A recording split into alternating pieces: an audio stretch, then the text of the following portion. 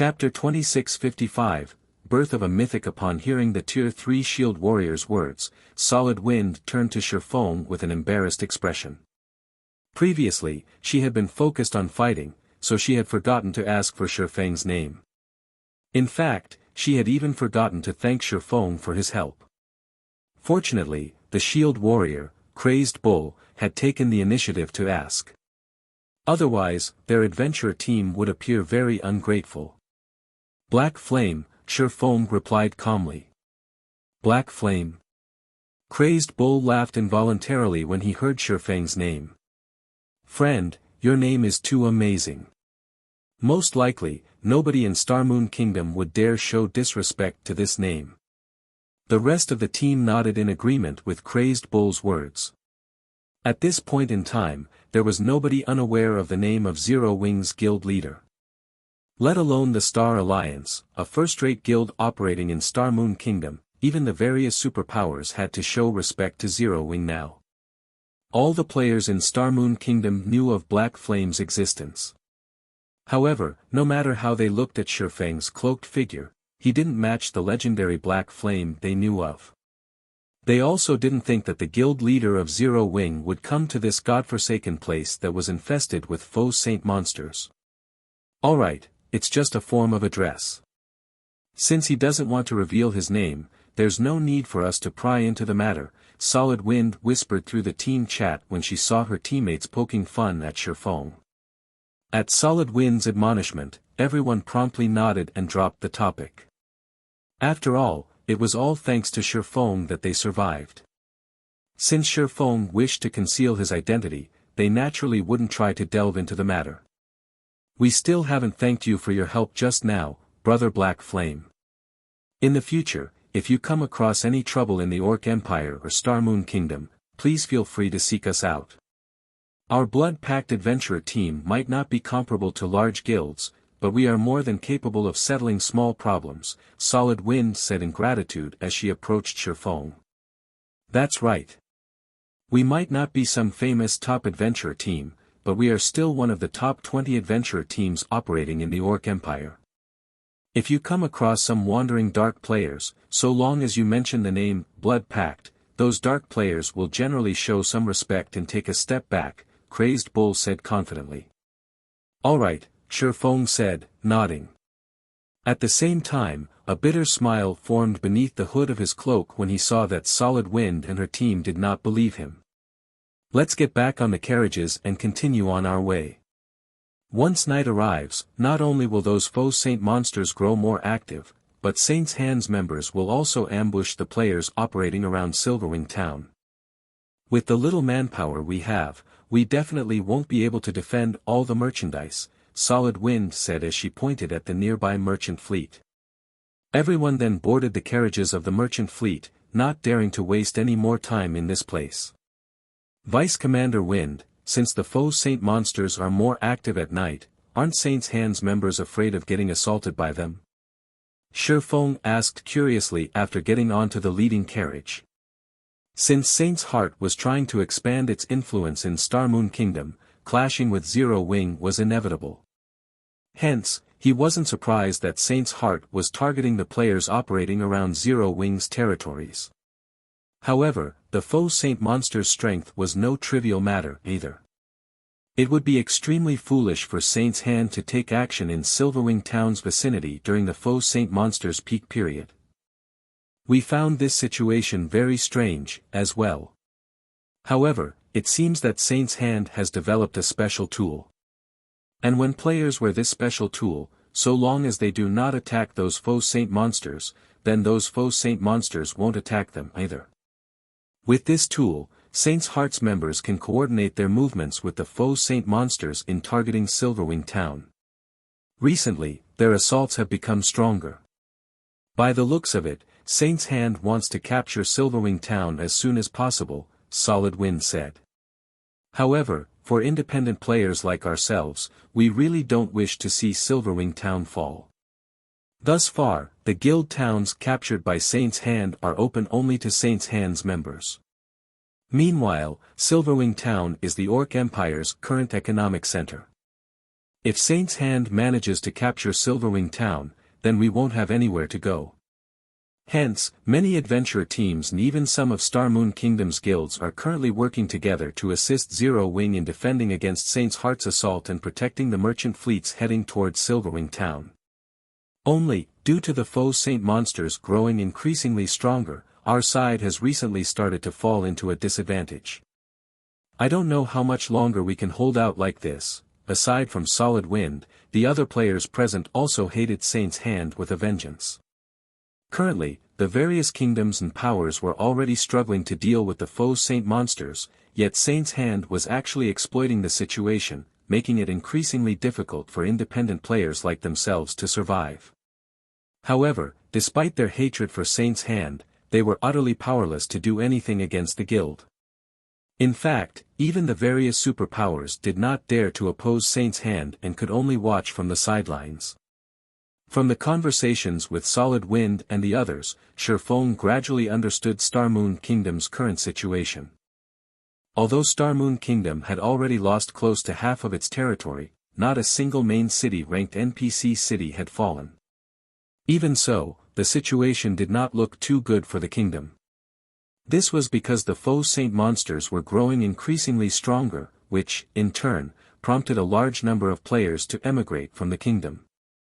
At this point, White River City, which originally had a player population exceeding 10 million, now had a population of less than 4 million. The other NPC cities in the kingdom were in an even worse state. Meanwhile, the drastic decrease in player population had also caused Star Moon Kingdom's economy to contract, forcing many powers to leave the kingdom in search of greener pastures. To make matters worse, the departure of Star Moon Kingdom's major powers opened up opportunities for the various dark powers to rise up. The kingdom's dark powers had already developed to a point where normal players might lose their lives as soon as they left the protection of an NPC town or city. Overall, the situation in Star Moon Kingdom could be summed up with a single word: chaos. Most importantly, with the Faux Saint monsters growing increasingly stronger, everyone could already foresee the day when Star Moon Kingdom's main city-ranked NPC cities fell. At that time, the entire kingdom would collapse, and only those that joined Saint's Hand could avoid getting devoured by the Faux Saint monsters in the kingdom. As the merchant fleet continuously advanced, before anyone realized it, they had already arrived in a desert woodland close to Silverwing Town. Currently, at least 20 merchant fleets could be seen advancing towards Silverwing Town under the escort of players. From this, one could easily see how prosperous the current Silverwing Town was. Moreover, aside from the escorting adventurer teams, there was also an army of 10,000 players, belonging to the various large guilds, patrolling the vicinity of Silverwing Town. We're finally safe. Solid Wind breathed out a sigh of relief when she saw this guild army. The sky was already darkening. The Faux Saint monsters they had to face at this time were no laughing matter, not to mention the threat of Saint's Hand's experts. Their merchant fleet would definitely face annihilation if they came across an ambush. Today's patrol really is amazing. The Star Alliance's vice guild leader Purple Eye is actually leading it. With this, even if Saint's Hand's members attack together with the Faux Saint monsters, we have nothing to fear, Crazed Bull said, his eyes glowing with excitement as he gazed at the beautiful, crimson-robed woman leading the patrol army. The other Blood-Pact members nodded their heads in agreement with Crazed Bull when they saw Purple Eye. Nowadays, despite Star Moon Kingdom giving birth to plenty of new experts, those capable of making it to the God's Domain experts list still numbered very few. After all, players all over God's Domain were also continuously growing stronger. The difficulty of ranking within the God's Domain experts list was many times greater than before. Meanwhile, among Star Moon Kingdom's experts on the experts list, Purple Eye ranked within the top 300. According to rumors, she had obtained a powerful bloodline, and her combat power now rivaled that of monster-level experts. To top it all off, just recently, Purple Eye had even succeeded in fully unlocking her mana body. At this point, everyone in Star Moon Kingdom was already guessing that Purple Eye had already surpassed Zero Wing's Aqua Rose in terms of strength and that she was catching up to Black Flame. With such an expert protecting them, how could they not feel assured? While Blood Pack's members were quietly discussing Purple Eye, a disturbance erupted in the distance. Shortly afterward, deafening roars came from the same direction. Run! Run quickly! The Faux Saint monsters have come. Upon hearing someone shout these words, everyone in the vicinity reflexively turned to look at the origin of the roars. What entered everyone's sight was a massive dust cloud rapidly approaching. Meanwhile, within the dust cloud, they could faintly make out the figures of 6-meter-tall Faux Saint monsters, easily numbering several thousand. Everyone, quickly retreat to Silverwing town. Our patrol will hold the rear. Purple Eye shouted when she saw the army of Faux Saint monsters bearing down on them. The patrol army promptly shifted to a defensive formation. From how calmly the patrol army's members reacted even after seeing the approach of several thousand Faux Saint monsters, it was obvious that they were all experienced experts. However, when the Faux Saint monsters arrived within 500 yards, the expressions of the patrol army's members changed. Not good. There's a mythic-ranked Faux Saint monster. Among the Faux Saint monsters present, even the Faux Saint destroyers were only 7 meters tall. However, to everyone's surprise, a 12-meter-tall figure was running amidst the monster army. The intense pressure this 12-meter-tall Faux Saint monster exuded was so powerful that even level 112, tier 2 experts felt stifled. The Grand Lord-ranked Faux Saint destroyers were already incredibly difficult to deal with for tier 3 experts.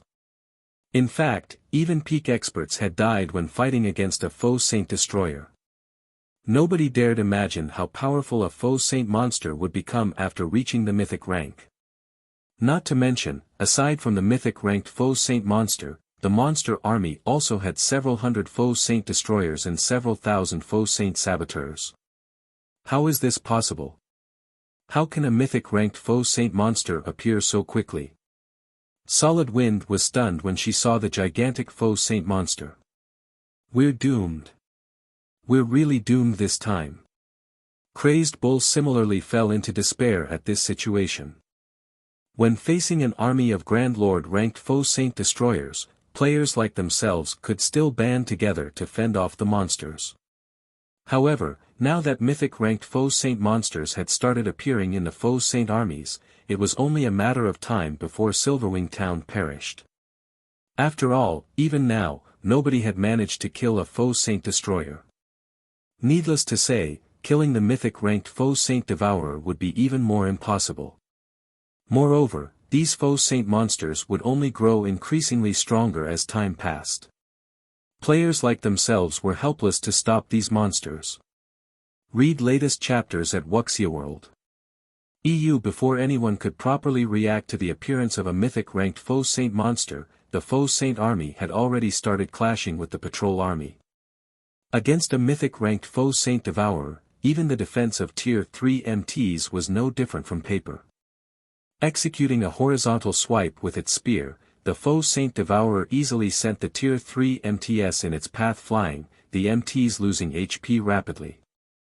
Even when Purple Eye, a level 114, Tier 3 Elementalist, used a Tier 3 curse against the Faux Saint Destroyer, the mythic monster not only blocked the attack without any difficulty but even managed to turn the force of the attack to its advantage, propelling itself toward Purple Eye at lightning speed.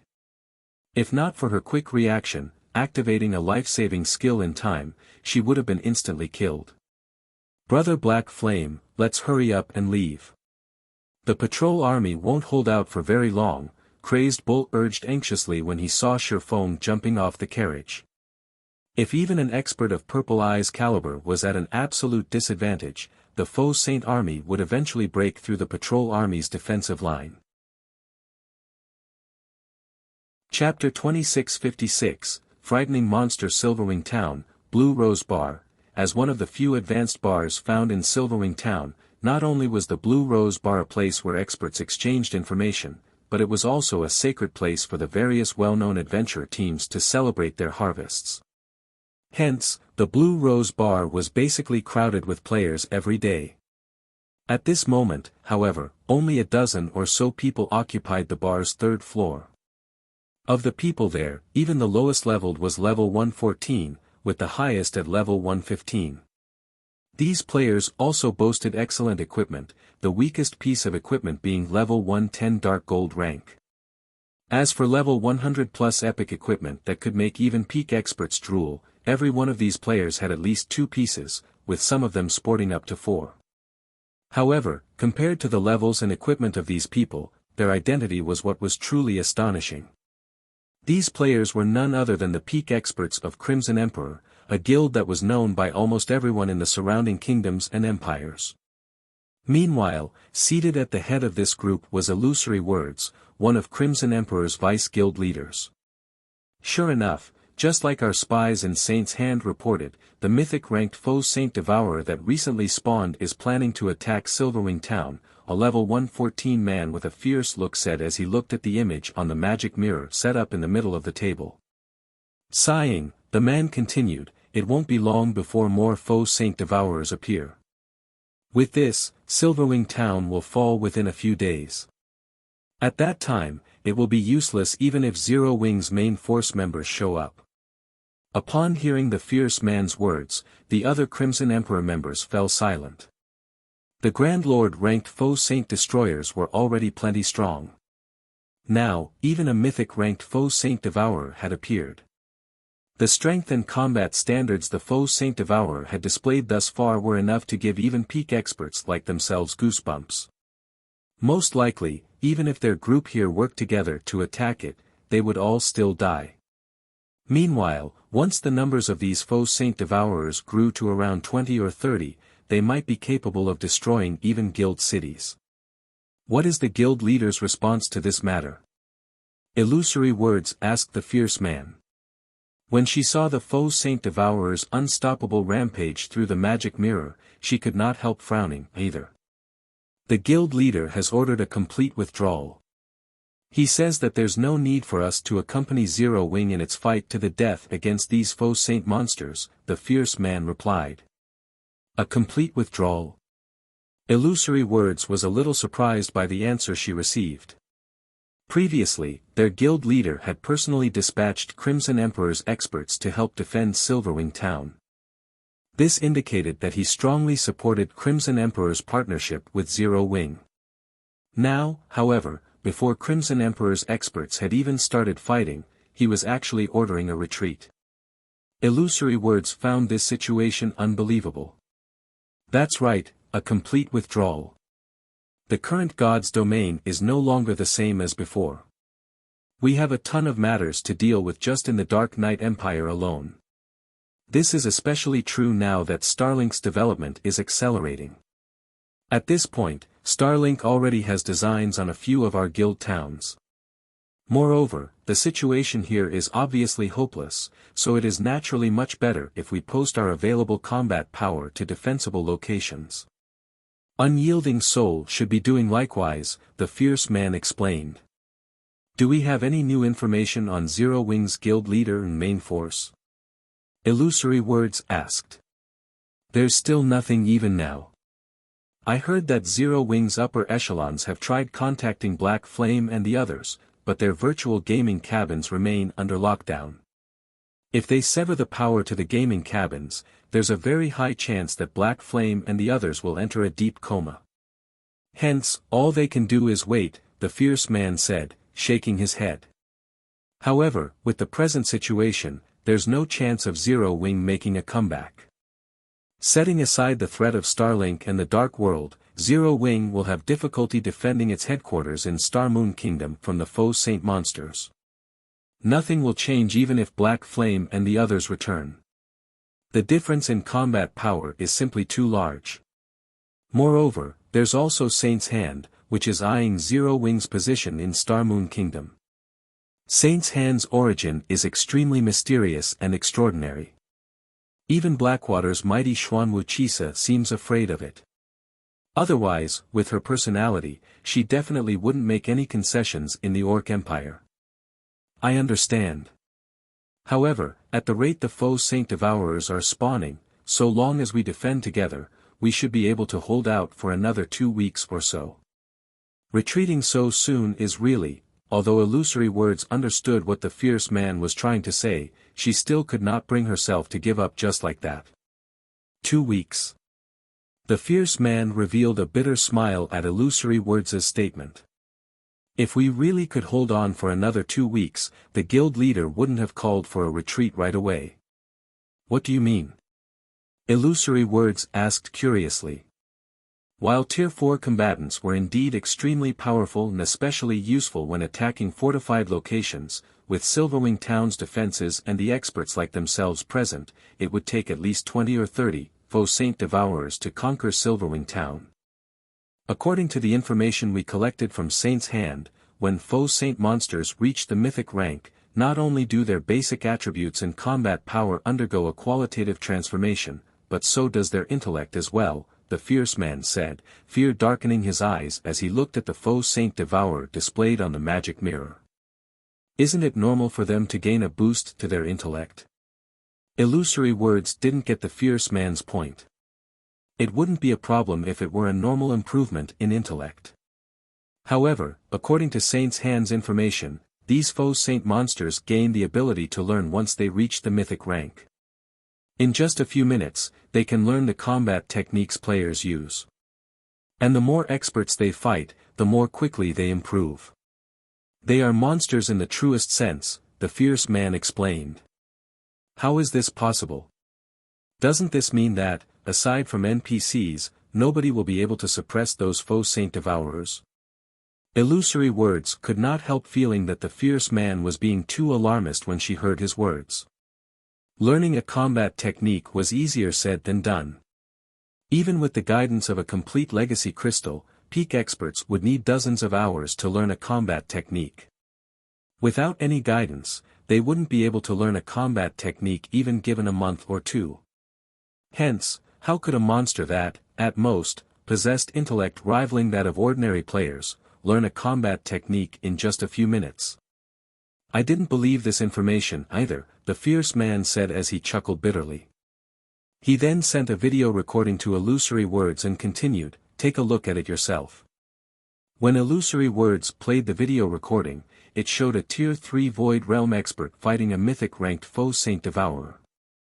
At the start of the fight, the Void Realm expert was merely at a disadvantage in terms of basic attributes. With his superior combat standards, he should be able to survive against the Devourer for quite some time. However, after the Void Realm expert cycled through a few combat techniques a few times, the Faux Saint Devourer seemingly got bored of the expert's antics and executed a basic footwork to instantly kill the said expert. And shortly afterward, the fallen expert's corpse transformed into a Faux Saint monster. How is this possible? Goosebumps rose all over Illusory Words' body when she saw the peak expert getting killed. Her reaction was because this peak expert was someone she recognized. He was none other than 100 Arms, the commander of the adventurer team Crimson Wolves, a top adventurer team based in the Black Dragon Empire. 100 Arms was an expert who was only half a step away from reaching the Domain Realm. However, despite 100 Arms having such high combat standards, the Faux Saint Devourer had actually instant-killed him.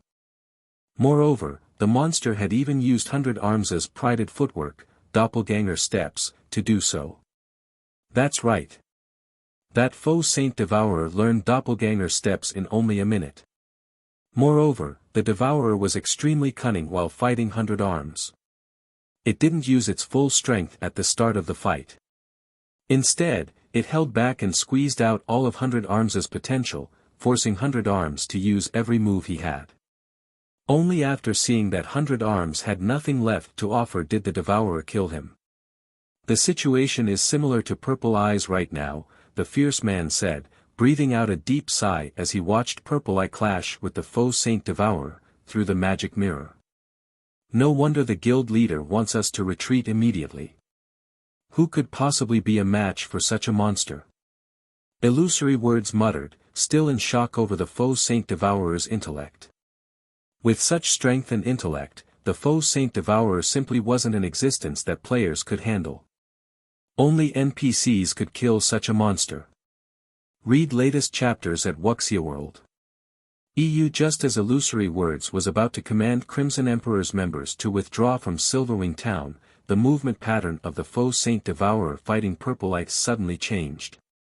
In the blink of an eye, it appeared behind the Elementalist and sent over 20 spear images stabbing at her. The move the Faux Saint Devourer had executed was one that Illusory Words was familiar with. It was another one of 100 Arms' trademark moves, the advanced combat technique Fallen Leaves. Upon seeing this move being executed, Illusory Words could not help a sigh. When 100 Arms executed this move, even Domain Realm experts couldn't stop it completely. Now that the Faux Saint Devourer had perfectly replicated the move, needless to say, a Flowing Water Realm expert like Purple Eye stood no chance against it. However, just as Illusory Words was about to turn her gaze away from the magic mirror, a flash appeared in the mirror. In the next moment, a pitch-black wall appeared between Purple Eye and the 20-plus spear images, the spear images vanishing without a trace when they came into contact with the pitch-black wall. Chapter 2657, Clashing with the Faux Saint Devourer. It got blocked? How is that possible? That's an advanced combat technique used by a mythic monster. Crimson Emperor's members seated in the Blue Rose Bar's third floor rubbed their eyes in shock when they saw the pitch-black wall displayed on the magic mirror. For a moment, they all thought they were hallucinating. In terms of basic attributes, the Faux Saint Devourer was above average among mythic monsters of the same level. Combined with 100 Arms' Fallen Leaves technique, the power of the Devourer's attack should be capable of sending even mythic monsters flying. Nevertheless, against the pitch-black wall that suddenly appeared, the attack was nothing. The players standing on the battlefield were similarly stunned by this scene. What's going on? Is that pitch-black wall some kind of defensive spell? Isn't it a little too amazing? Everyone was surprised and confused by the pitch-black wall that had suddenly appeared on the battlefield. Not only did this pitch-black wall block the Faux Saint Devourer's attack, but it had even split the entire battlefield in half, forcing the majority of the monster army to halt their charge. Now, the Faux Saint monsters could only stand still and quietly look at the pitch-black wall before them. This is a spatial tear. Illusory Words exclaimed when she saw the pitch-black wall fading out of existence. A spatial tear? How is that possible? Even a very powerful attack would, at most, cause a thin tear stretching over a dozen yards. This wall is over 100 yards long and over 50 yards tall.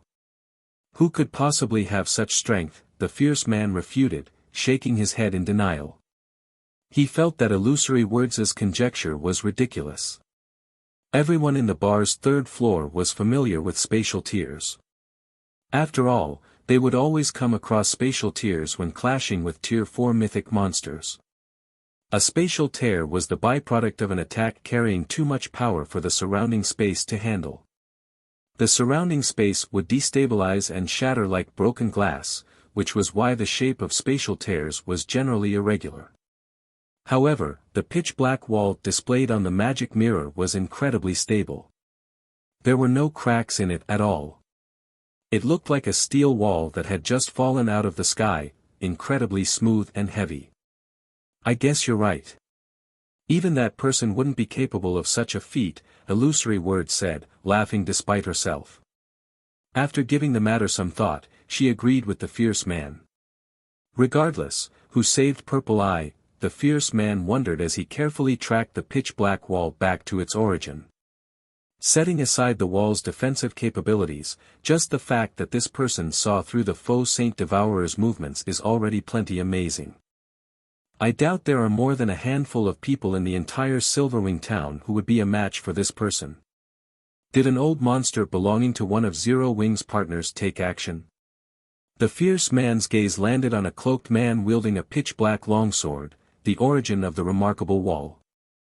Although he couldn't see any information about this cloaked man, his gut told him that this cloaked man possessed astonishing strength definitely at the domain realm. Before the pitch-black wall disappeared completely, the cloaked man vanished from his original location and arrived before the Faux Saint Devourer. He then stopped another spear attack from the Devourer, allowing Purple Eye to put some distance between herself and the mythic monster. Crap! Who is that guy? He actually managed to block that Faux Saint Devourer's attack. Crazed Bull exclaimed, his eyes nearly falling out of their sockets when he saw Sherfong successfully rescuing Purple Eye. At this moment, aside from Crazed Bull, even Solid Wind could not help goggling in shock, her mind freezing in disbelief. Previously, she already found Sherfang's ability to pin down 2 Faux Saint Destroyers all by himself astounding.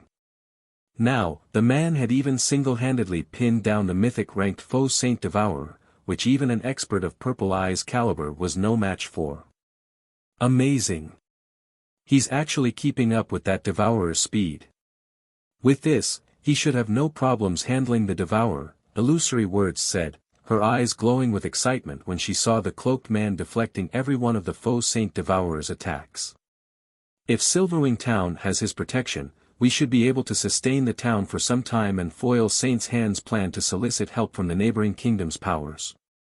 That way, Saint's Hand's development speed will slow down, and Zero Wing will have some breathing room.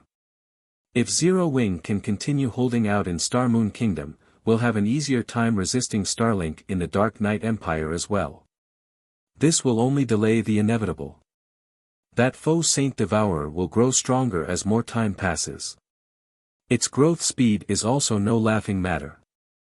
Not to mention, Saint's Hand has already informed the various superpowers that anyone that helps Zero Wing will become Saint's Hand's enemy, the fierce man said, shaking his head. Saint's Hand has done considerable research into the Faux Saint monsters. In the future, we'll definitely need Saint's Hand's help to deal with the threat of the Faux Saint monsters. This is also why the guild leader is having us withdraw completely. The appearance of that mysterious expert won't change anything. In fact, Saint's Hand will probably locate the power behind that mysterious expert and give that power a warning. Aside from Crimson Emperor's members, the members of various superpowers hidden in Silverwing Town also viewed this situation indifferently. Zero Wing sure is lucky. It actually managed to get the help of an old monster. I bet that old monster has yet to receive the news. Otherwise, why would he move to help Zero Wing? Although they did not know which superpower's old monster was helping Zero Wing right now, they knew that this would be the only time this old monster would do so. Afterward, Saint's Hand would definitely warn the superpower backing this old monster. Once that happened, said superpower would most likely stop assisting Zero Wing in defending the town against the Faux Saint monsters. Not only was the current era of God's domain filled with turmoil, but it was also the era of the Faux Saint monsters. Faux Saint monsters were a huge headache, even for super guilds. Moreover, stopping the spread of these Faux Saint monsters was also impossible. In the future, any guild that wished to develop safely in God's domain, be it a small guild or a super guild, would have to partner or trade with Saint's Hand. After all, up to now, no other power had managed to develop a tool that could prevent the Faux Saint monsters from attacking players. In fact, Saint's Hand even had the means to prevent the Faux Saint monsters from attacking an entire area. Now that Saint's Hand was determined to destroy Zero Wing, even the Secret Pavilion would be able to stop it, just like how the Secret Pavilion had failed to stop Saint's Hand from capturing one of the Star Alliance's guild cities.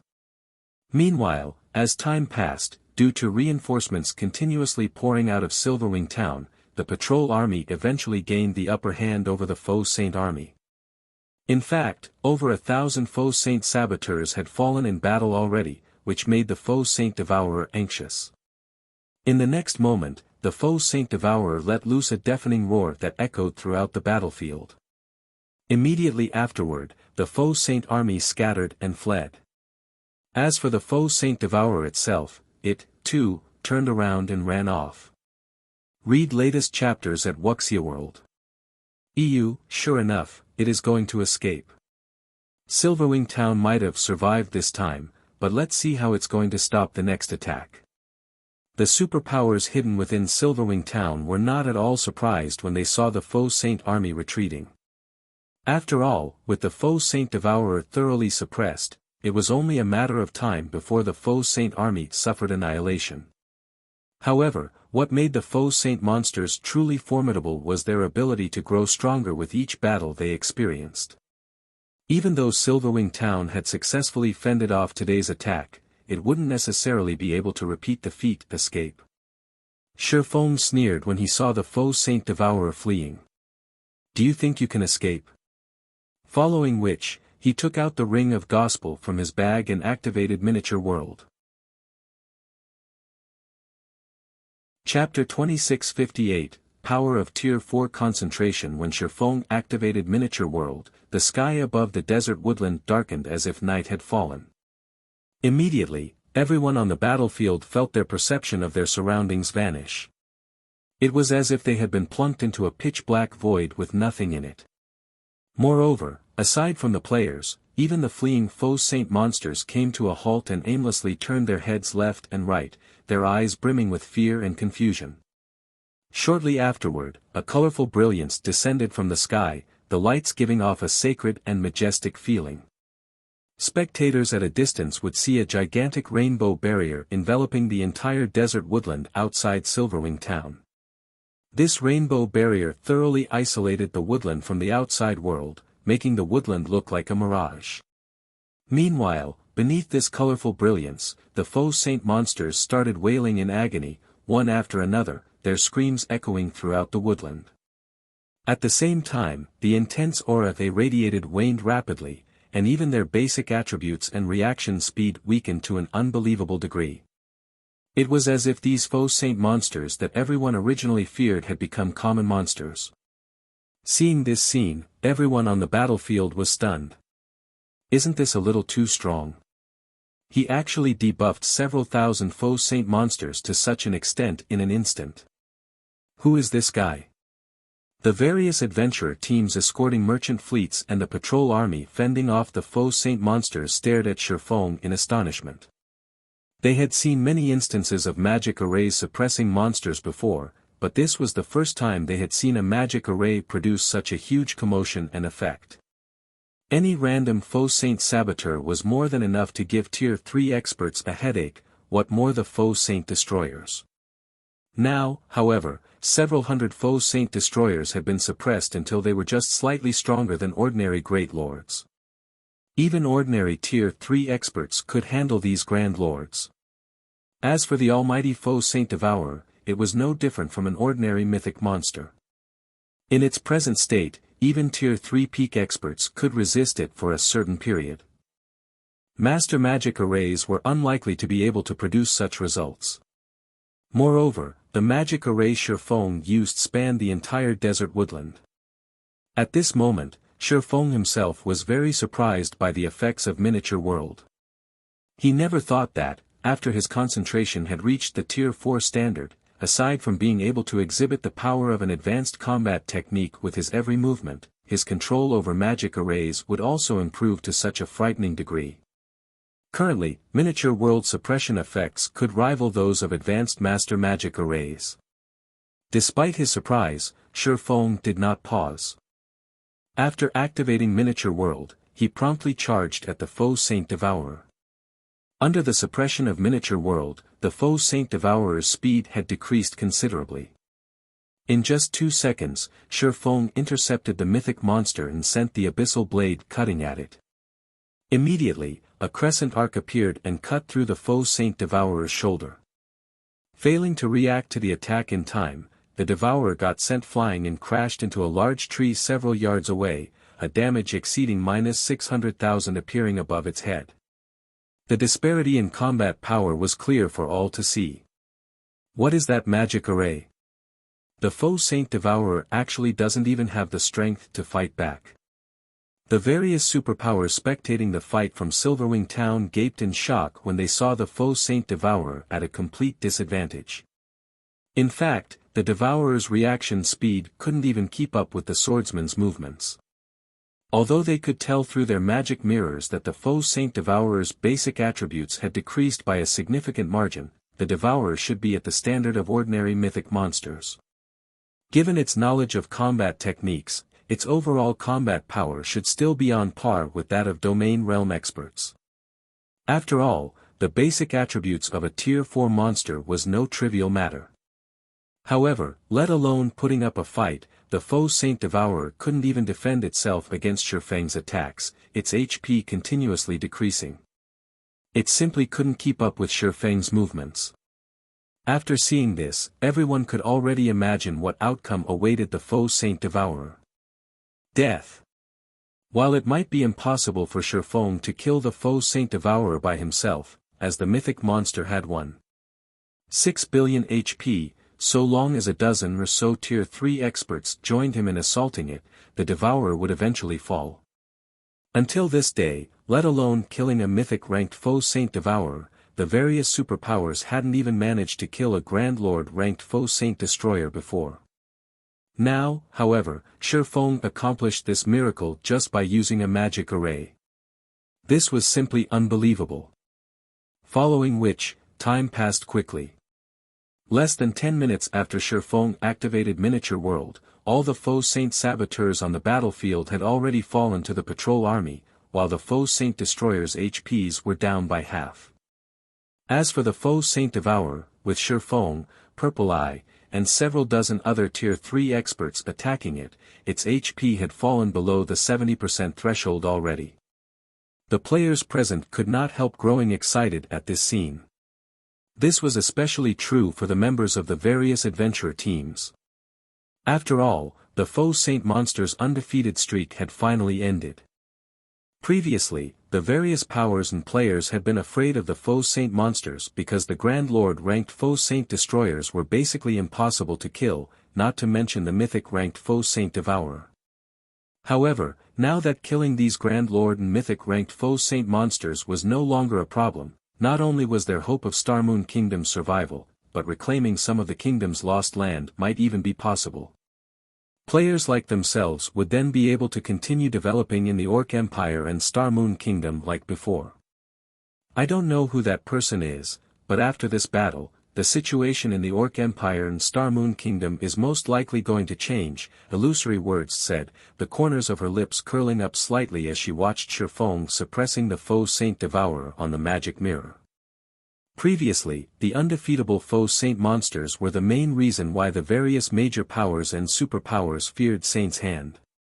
Now, although they had succeeded in killing only a very small portion of the Faux Saint monsters plaguing Starmoon Kingdom, so long as news of this success spread, Saint's Hand would no longer be able to act in an overbearing manner as it did before. However, just when the various superpowers hidden within Silverwing Town thought that the Faux Saint army was going to suffer annihilation, several dozen lightning spears descended from the sky, shooting at Shifeng and the others, who were assaulting the Faux Saint Devourer. The speed and power of the lightning spears were so great that more than 20 Tier 3 experts were instantly vaporized. Along with the descent of the lightning spears, two magic barriers suddenly appeared around the injured Faux Saint Devourer, protecting it from further harm. The Tier 3 curse Purple Eye used failed to break through them.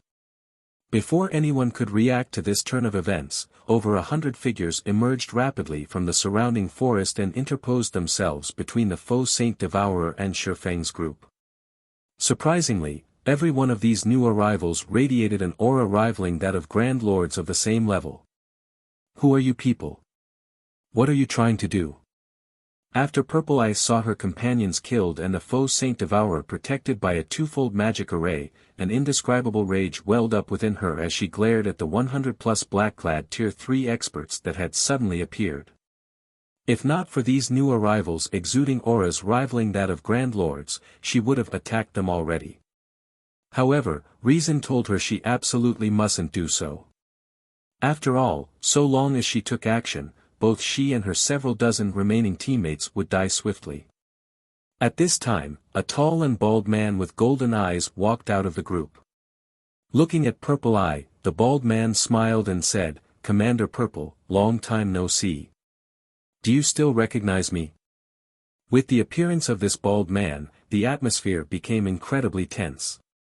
And Purple Eye's expression turned grave. "Thousand Eyes. Why are you here?" Purple Eye demanded, a tinge of fear darkening her eyes as she looked at this bald man. "What is Saint's Hand trying to do?" As for why she feared this bald man named Thousand Eyes, it was because he was the commander of one of Saint's Hand's 3 trump card legions. He was also the monster responsible for capturing the Star Alliance's guild city.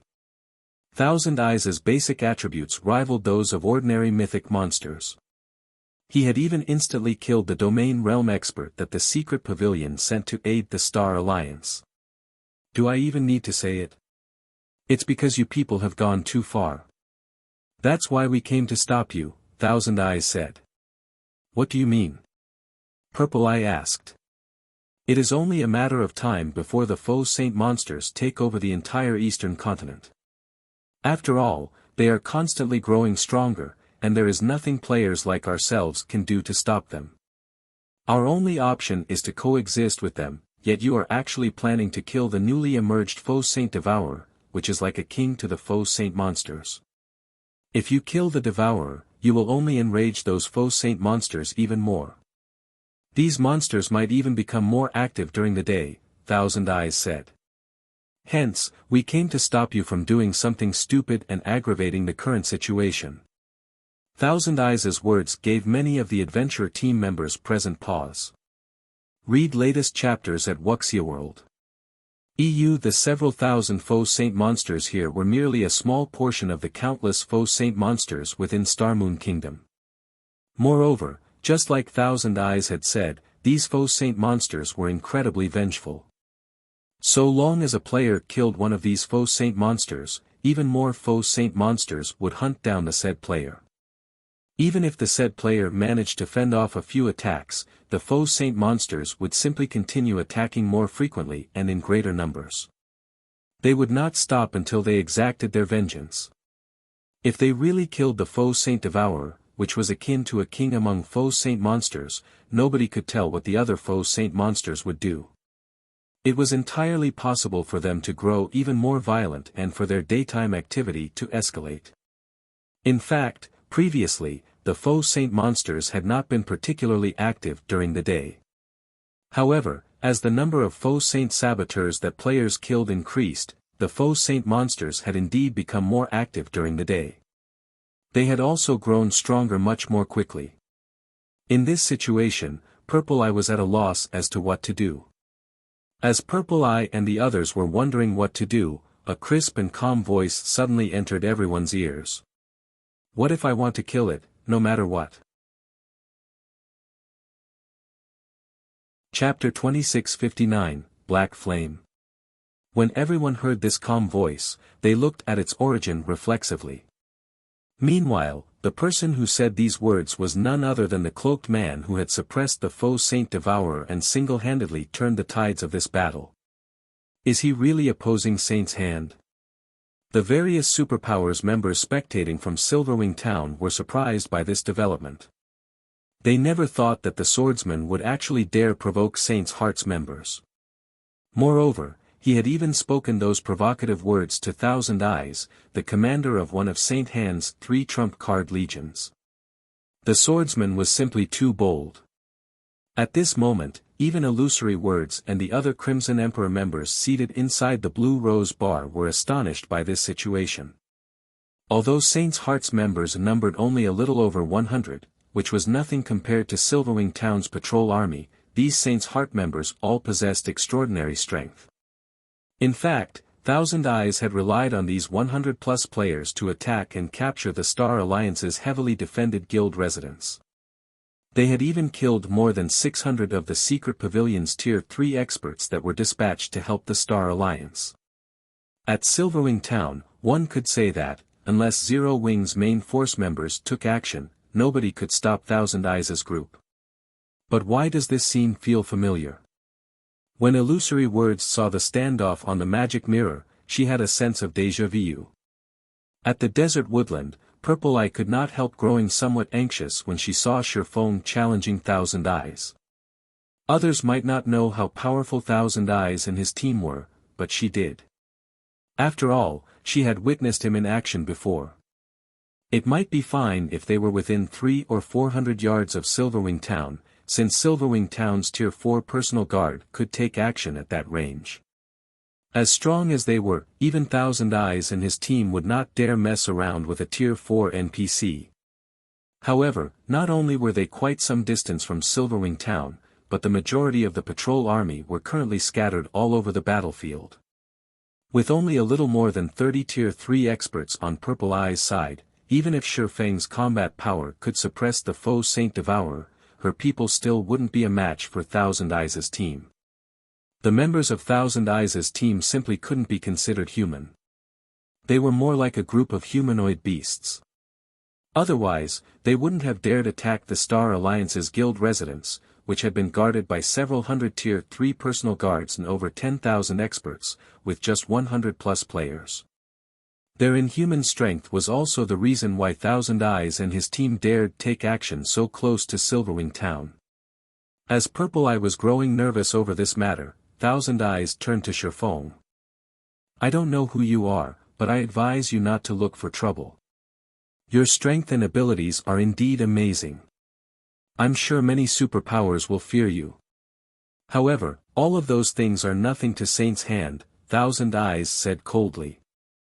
"Since you wish to destroy the current balance of God's domain, I'll teach you a small portion of the consequences of doing so."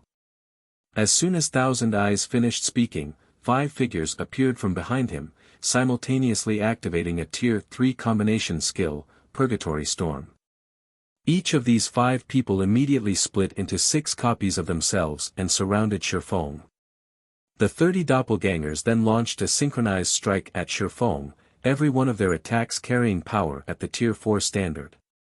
With 30 attacks coming from all directions, let alone dodging, Shifeng wouldn't even be able to defend himself completely. This scene surprised the various superpower spectating experts. Saint's Hand actually has a 5-man Tier 3 combination skill. Illusory Words frowned when she saw the 5 players attacking Shifeng. Tier 3 skills and spells were originally plenty rare already. Even the superpowers Tier 3 experts hardly had any Tier 3 skills or spells, let alone Tier 3 combination skills, which even the superpowers dreamed of obtaining. Even the weakest Tier 3 combination skill allowed players to exhibit power at the Tier 4 standard. Stronger Tier 3 combination skills could even repulse mythic monsters. Tier 3 combination skills served as a trump card against mythic bosses. However, until now, there had been no news of any superpower obtaining a Tier 3 combination skill for 5 players. Even the strongest one required only 3 players to use.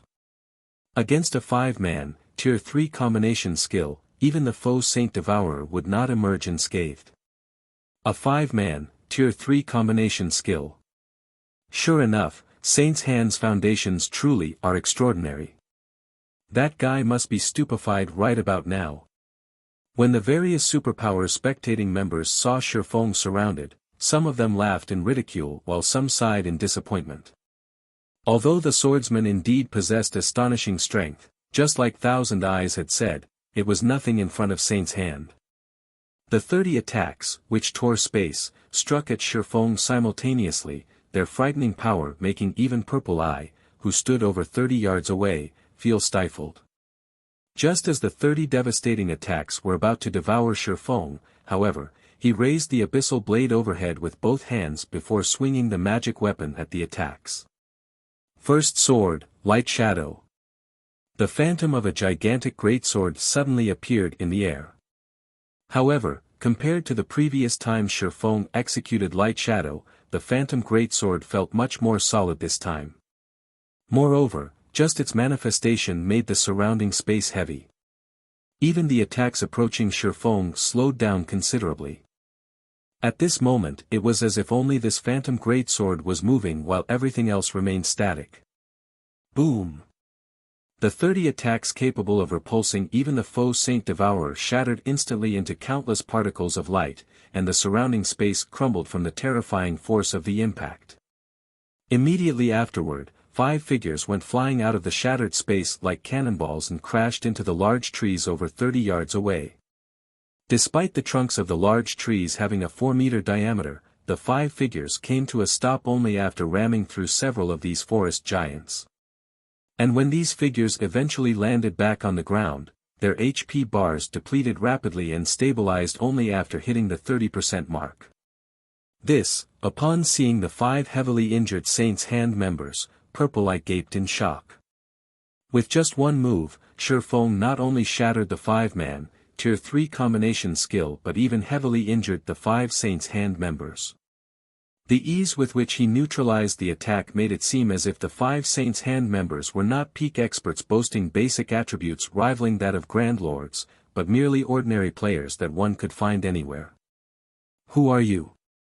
When Thousand Eyes saw that Faux had survived the clash unscathed, the confidence in his eyes disappeared, replaced by surprise and confusion. Read latest chapters at Wuxia World. Thousand Eyes knew full well how powerful the Purgatory Storm his 5 subordinates executed was. This combination skill could block even the attack of a superior mythic. Now, however, Faux had actually shattered the combination skill and heavily injured his 5 subordinates with just one move. This was simply inconceivable. At this moment, let alone Thousand Eyes, everyone else watching the fight wanted to know Faux's identity. "Who am I?" Turning his gaze to Thousand Eyes, Faux retorted calmly, "You have the gall to take action in Silverwing Town's vicinity, yet you're asking who I am? Don't you think this question of yours is idiotic?" Upon hearing Faux's words, silence suddenly befell the various superpowers spectating members as they all stared at Faux's cloaked figure in disbelief. Black Flame. Chapter 2660, Legendary Name. When Faux pushed back the hood of his black cloak, a deathly silence filled his surroundings.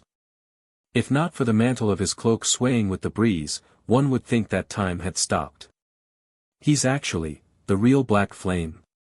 Crazed Bull's eyes nearly fell out of their sockets as he goggled at Faux, his body shuddering involuntarily at this discovery.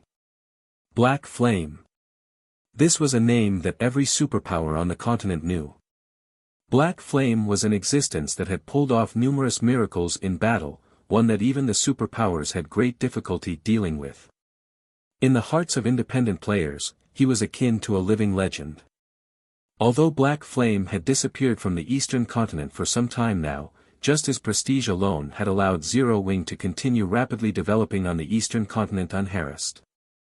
Even an overbearing superpower like Saint's Hand did not dare mess around with Zero Wing and only quietly watched as the Faux Saint monsters chipped away at Zero Wing's forces.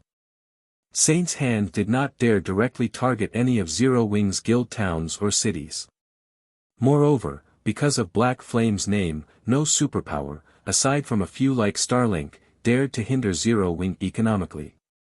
He's back. He's finally back. Purple Eye could not help her excitement when she saw Faux's face. At the same time, though, an indescribable bitterness also filled her heart. Although the gap between the Star Alliance and Zero Wing had been widening all this time, Purple Eye had never given up on improving herself. She still hoped to surpass Aqua Rose and Gentle Snow one day and develop the Star Alliance into a superpower as well. However, against Saint's Hand, her power had proven utterly insignificant. In the end, she could only watch as the Star Alliance's main headquarters in Starmoon Kingdom fell. In fact, she couldn't even adequately stop the Faux Saint monsters' ambushes. Meanwhile, after a moment of silence, the various superpowers spectating members, as well as Saint's Hand's members, burst into laughter. Black Flame. Zero Wing's guild leader. So what if he returns now? He's been gone from the eastern continent for so long. Does he really think the continent is the same as before?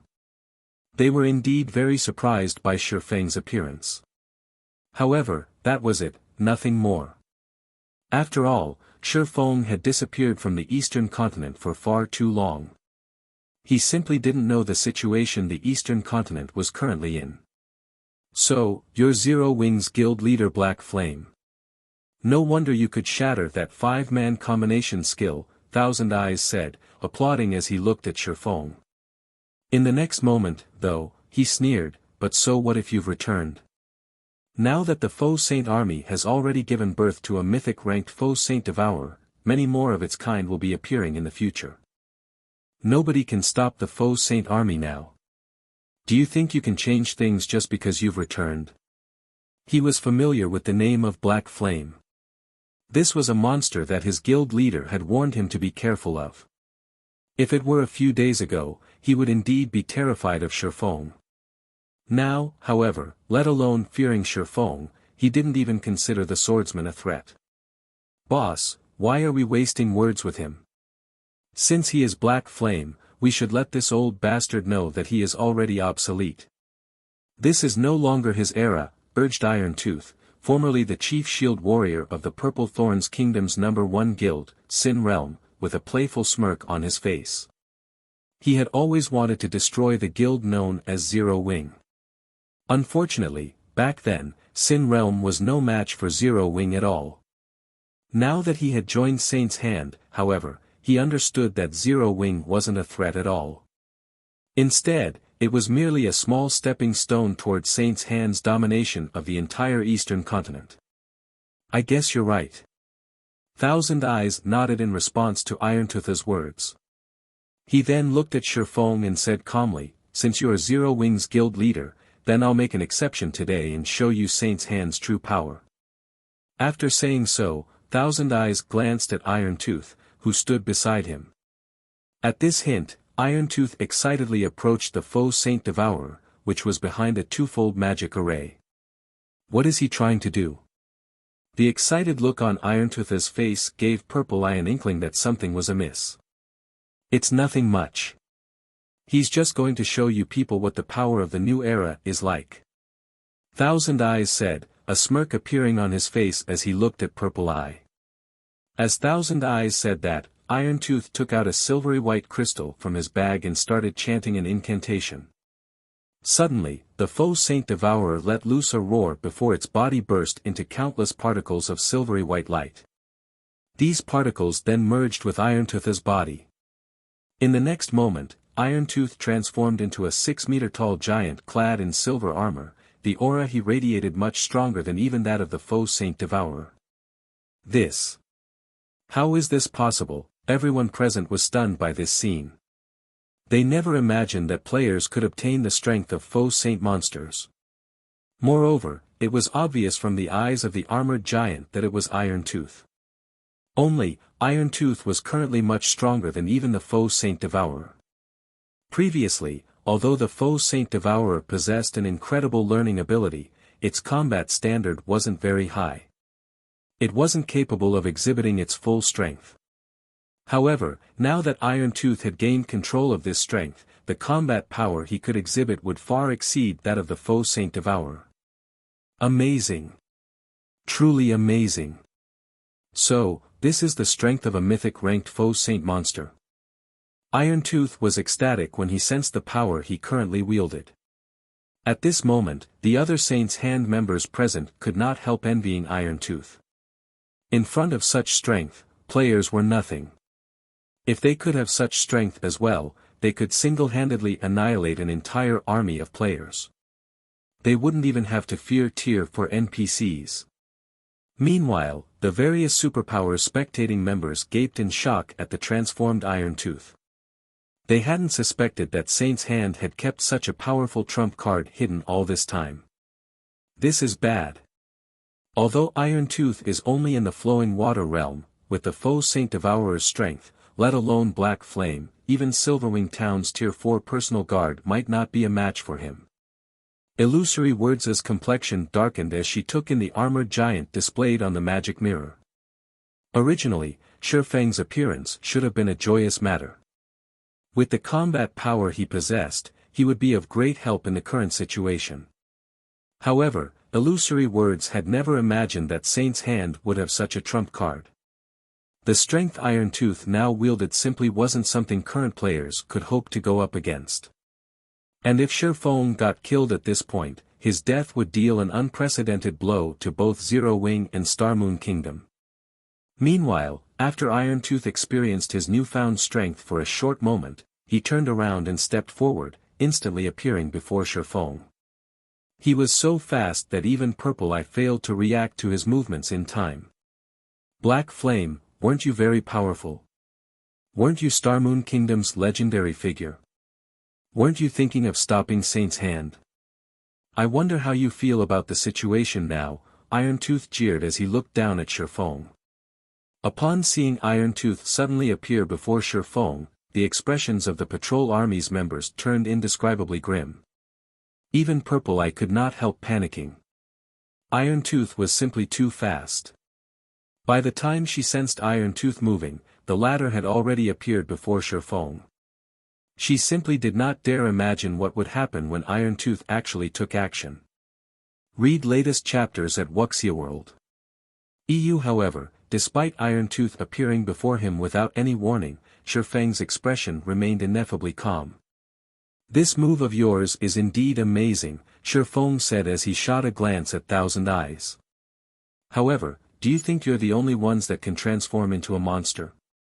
What do you mean? Thousand Eyes had a vague feeling that something was wrong when he saw how calm Sherfong was. However, before Thousand Eyes could say anything more, Sherfong unsheathed the abyssal blade and chanted an incantation. Black Dragon Soul. Chapter 2661, Upgraded Black Dragon. Amazing. So, this is Saint's Hand's true foundation. Even after reaching this point, Black Flame still dares to fight. He sure is courageous. It's a pity that the current God's domain is no longer how it was before. Otherwise, with his combat power, it might really be possible to turn things around. How foolish. Is he just being stubborn, or does he really think things are still the same? When the various superpowers members saw Sherfong unsheath the abyssal blade, their reactions varied from laughing in ridicule, sighing in disappointment, and lamenting. The strength Sherfong had previously displayed in battle was indeed incredible. It wouldn't be an exaggeration at all to call him a monster. Unfortunately, before a true monster, Sherfang's strength amounted to nothing. He could only buy time at best. Had he withdrawn when he had the chance, instead of provoking Thousand Eyes' group, he wouldn't have fallen into such a predicament.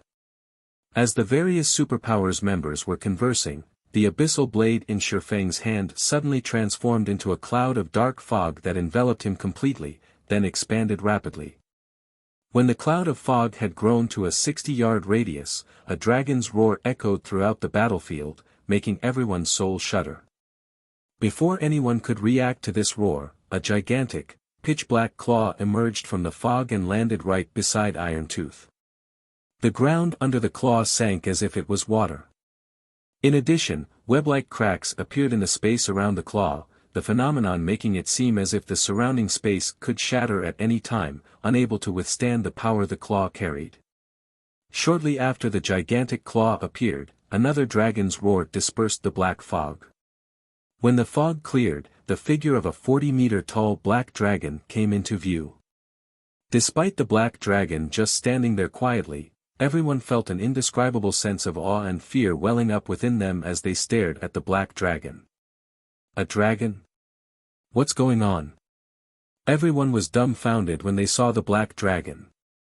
Dragons were creatures that all players in God's domain knew about because the existence of dragons was synonymous with destruction in God's domain. One could easily find information depicting dragons destroying kingdoms and empires overnight in any of God's domain's libraries. Now that a real dragon appeared before them, everyone was naturally astonished. When Thousand Eyes and the other Saints' Hand members saw the black dragon, their complexions paled drastically. Although they didn't know whether the black dragon before them was real or not, the pressure coming from it was no laughing matter. The black dragon's life rating was undoubtedly leaps and bounds above theirs. Archaic species. Ferocious beasts. Compared to this black dragon, the life ratings of those creatures were insignificant. You asked me how I felt before, right? How do you feel about the situation now? Sherfong asked calmly as he gazed down at the dumbfounded Irontooth standing beside his claw. After his concentration reached the Tier 4 standard, not only did he gain better control over his skills and spells, but his dragon phantom was also more realistic than before. Now, the life rating of the phantom he transformed into much more closely matched that of the real Black Dragon King. At this point, despite being a Tier 3 Black Dragon King, his basic attributes nearly rivaled those of mythic-ranked archaic species of the same level. At Shifeng's words, Irontooth's expression turned indescribably grim. An unprecedented fear flooded his heart. How is this possible? Didn't they say that his dragon transformation should push him only to the standard of ordinary mythic monsters? How is he so strong? Irontooth was confounded by the gigantic creature before him. Saint's Hand had long since heard about Shifeng's ability to transform into a dragon. However, whether it was in terms of size, basic attributes, or life rating, the dragon that Shifeng had just transformed into was on a completely different level from what was stated in Saint's Hand's intelligence report. At this moment, let alone Irontooth and the other Saint's Hand members, even Illusory Words was stunned by this situation. Crimson Emperor had collected a lot of information on the fight between Zero Wing and Demon City. Naturally, that information included Shifeng's Black Dragon form. However, compared to the Black Dragon that had attacked Demon City, the Black Dragon that now stood on the battlefield was like a completely different creature. Even though she was only looking at the Black Dragon through the magic mirror, she could still feel the aura of death and destruction it exuded. Moreover, she could also faintly sense that the space of the entire battlefield gravitated toward the Black Dragon. She simply couldn't believe that the Black Dragon was only a Tier 3 dragon. While everyone was in shock over the Black Dragon's aura and life rating, the Black Dragon suddenly raised a claw. Ping! Immediately afterward, the place where Irontooth stood and the space around it transformed into a pitch-black void. The dozen or so Saint's Hand members who had been standing in this space were nowhere in sight. As for Irontooth, his 6-meter-tall figure currently lay inside a newly formed crater over 30 yards from his previous position. Cracks were also spreading across the silver armor protecting Irontooth's 2 arms, and his HP had decreased by more than 2 million. Silence. At this moment it was as if time had stopped. What just happened? The fierce man from Crimson Emperor muttered, slack-jawed. As a domain realm expert with basic attributes and a physique rivaling those of grand lords of the same level, almost nothing in God's domain could escape his sight. However, he actually hadn't seen what had happened just now. Aside from a momentary black flash in the magic mirror's display and a loud boom, his senses had failed to pick up any other information. So, this is his true strength? Purple Eye, who stood a short distance away from Shifeng, was filled with an indescribable sense of shock when she saw the black void that had appeared near her. Compared to the various superpowers members that were spectating the fight through magic mirrors, she was able to get a much clearer sense of just how much power Shifeng's attack contained. Monster-level experts. Tier 4 monsters. These things were nothing in front of such overbearing power. Meanwhile, upon seeing this scene, the complexions of Thousand Eyes and the others turned deathly pale. Was Shifeng still human? Despite Irontooth currently being stronger than the Faux Saint Devourer, Shifeng actually suppressed Berserker to an even greater degree than when he suppressed the Faux Saint Devourer. As for Irontooth, who had just stood himself back up inside the distant crater, horror colored his face as he gazed up at the black dragon Shifeng had transformed into. So close. He was so very close. If not for him having reacted sufficiently quickly and defended himself in time against the black dragon's swipe using his weapon, the consequences would have been unimaginable. It seems your reactions are pretty fast to be able to block that attack of mine, Shifeng said calmly as he looked down at Irontooth.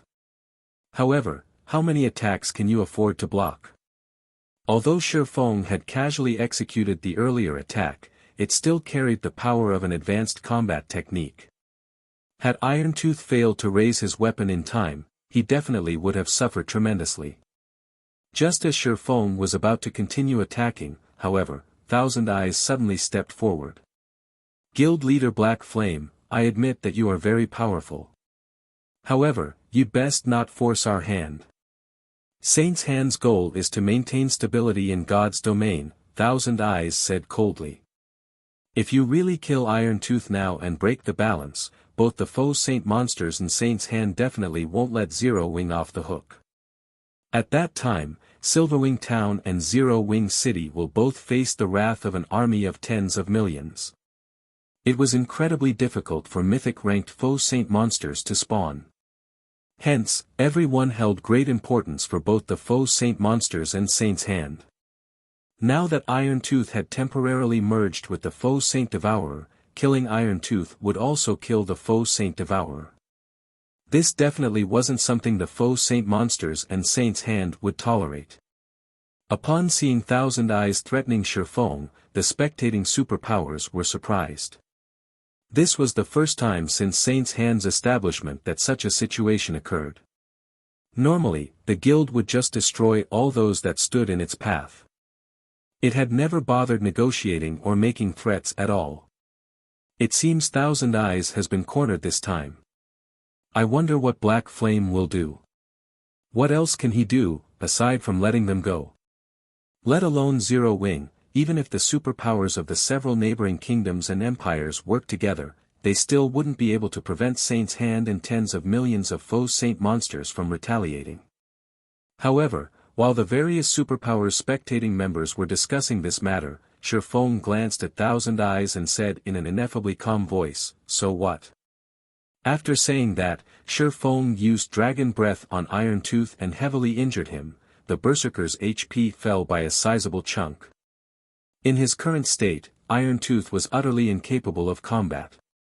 Following which, Sherfong battered Iron Tooth with claw attacks, one after another, plundering large chunks of HP from the Berserker without pause. Thousand Eyes' complexion went through several shades of red when he saw Sherfeng's wanton assault. Read latest chapters at Wuxia World. Is he crazy? Is he really not afraid of the Faux Saint monsters and Saint's Hand's retaliation? Zero Wing is doomed. Zero Wing is truly doomed this time. When the various superpowers spectating members saw Irontooth's HP plummeting, they gaped in disbelief. They never thought that Sherfong would actually ignore the big picture and choose to kill Iron Tooth. In less than 6 minutes since Sherfong started his onslaught, Irontooth's HP, which was in the hundreds of millions, zeroed out, his body collapsing lifelessly to the ground.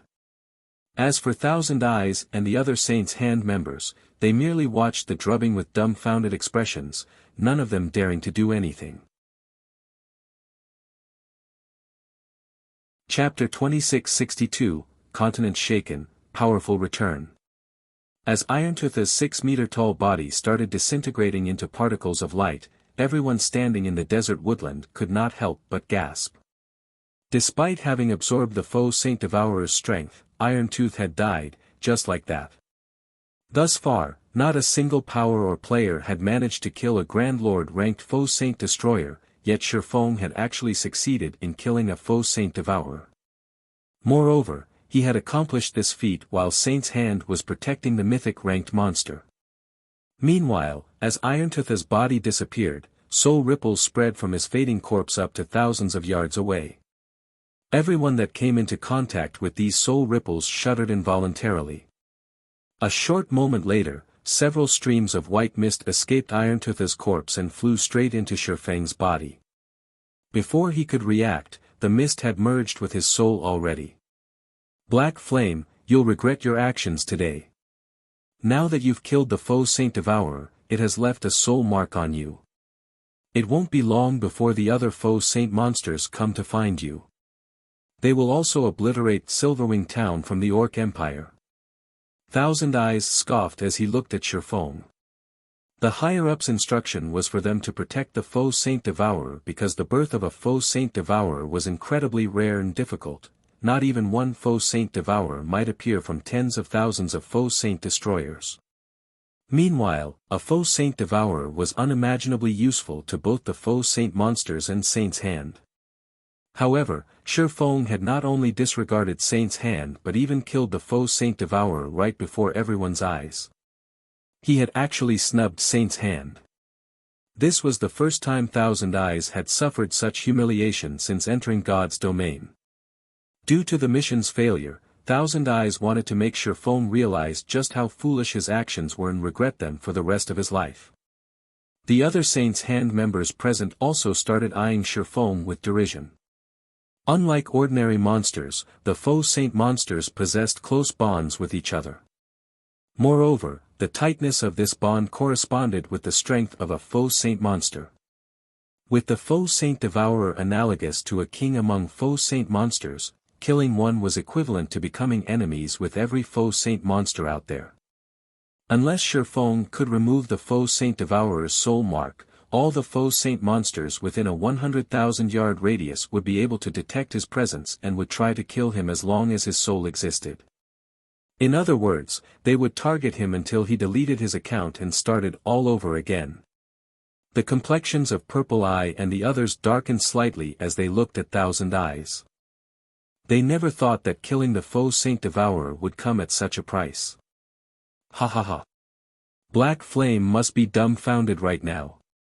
If what Thousand Eyes said really is true, then Black Flame and Silverwing Town are both doomed.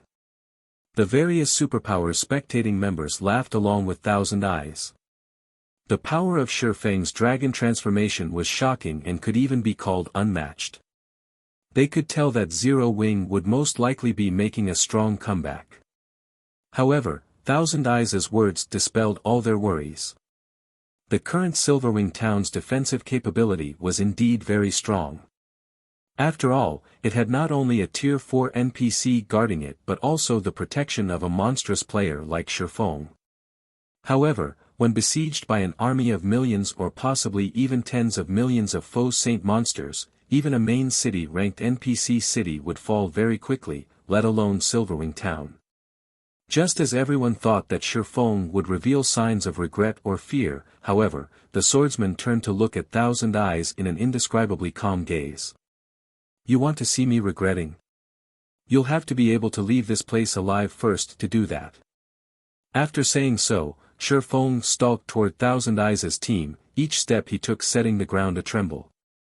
At this moment, it felt as if the whole world was angry.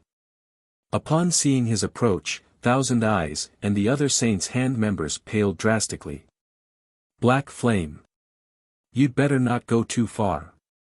We are members of Saints' Hand's Trump Card Legion. If you kill us, Saints' Hand will not forgive Zero Wing. That's right. If you wish to stay alive and keep Silverwing Town standing, your only choice is to work with Saints' Hand. Otherwise, both you and Zero Wing will be devoured by those Faux Saint monsters. Faced with the 40-meter-tall black dragon and the overbearing aura it exuded, Saints' Hand's peak experts and even Thousand Eyes, a domain realm expert, were overwhelmed with unspeakable terror. Their minds blanked out, preventing them from properly controlling their bodies. They couldn't escape even though they wanted to. This scene flabbergasted the various spectating superpowers. For a moment, they doubted that the people displayed on their magic mirrors were actually the members of one of Saints' Hand's Trump Card Legions, who normally showed no respect even to the various superpowers. Before the various superpowers spectating members could dismiss their doubts, Faux had already arrived before Thousand Eyes and slowly raised one of his massive claws. You don't need to concern yourselves with this. After Faux said so, he sent a claw smashing into Thousand Eyes' team. First sword, light shadow. In the next moment, the phantom of a gigantic dragon's claw descended from the sky, so immense and powerful that Thousand Eyes and the others couldn't dodge or defend themselves. In the blink of an eye, Thousand Eyes and the others were sent to the void, together with the ground beneath them. Silence. Destruction. Death. For a moment, time in the desert woodland seemed to freeze. Even the various superpowers members that were spectating from Silverwing Town stared at the magic mirrors before them with dumbfounded expressions, unable to believe their eyes. They got killed, just like that. Those are experts that Saints' Hand had invested a fortune in nurturing. With this, Saints' Hand definitely won't let Zero Wing off the hook. Is he really Black Flame? Unlike normal players, the experts of Saints' Hand's Trump Card Legions had relied on special methods to gain astonishing basic attributes. Hence, the death penalties they suffered were also far greater than that of normal players. By killing Thousand Eyes' team, Faux had basically crippled half of the trump card legion they belonged to. It would be strange if Saint's Hand did not try to take revenge on Zero Wing. Despite Zero Wing's fate already hanging on the line, now that it had to go up against the Faux Saint army, Faux had actually annihilated Thousand Eyes' team, instead of trying to mend his relationship with Saint's Hand to improve Zero Wing's chances of survival. What Faux just did basically pushed Zero Wing further down the path of no return. However, even after annihilating Thousand Eyes' team, Faux remained calm like usual as if he had just killed a bunch of mobs. After giving Purple Eye some instructions, as well as gifting the weapons and equipment of Saint's Hand's members to the Patrol Army's members, he flew off to the distant Silverwing town. Read latest chapters at Wuxia World. EU. Shortly after Faux left the battlefield, news regarding the events in the desert woodland started spreading like wildfire. Black Flame's shocking return to Silverwing town.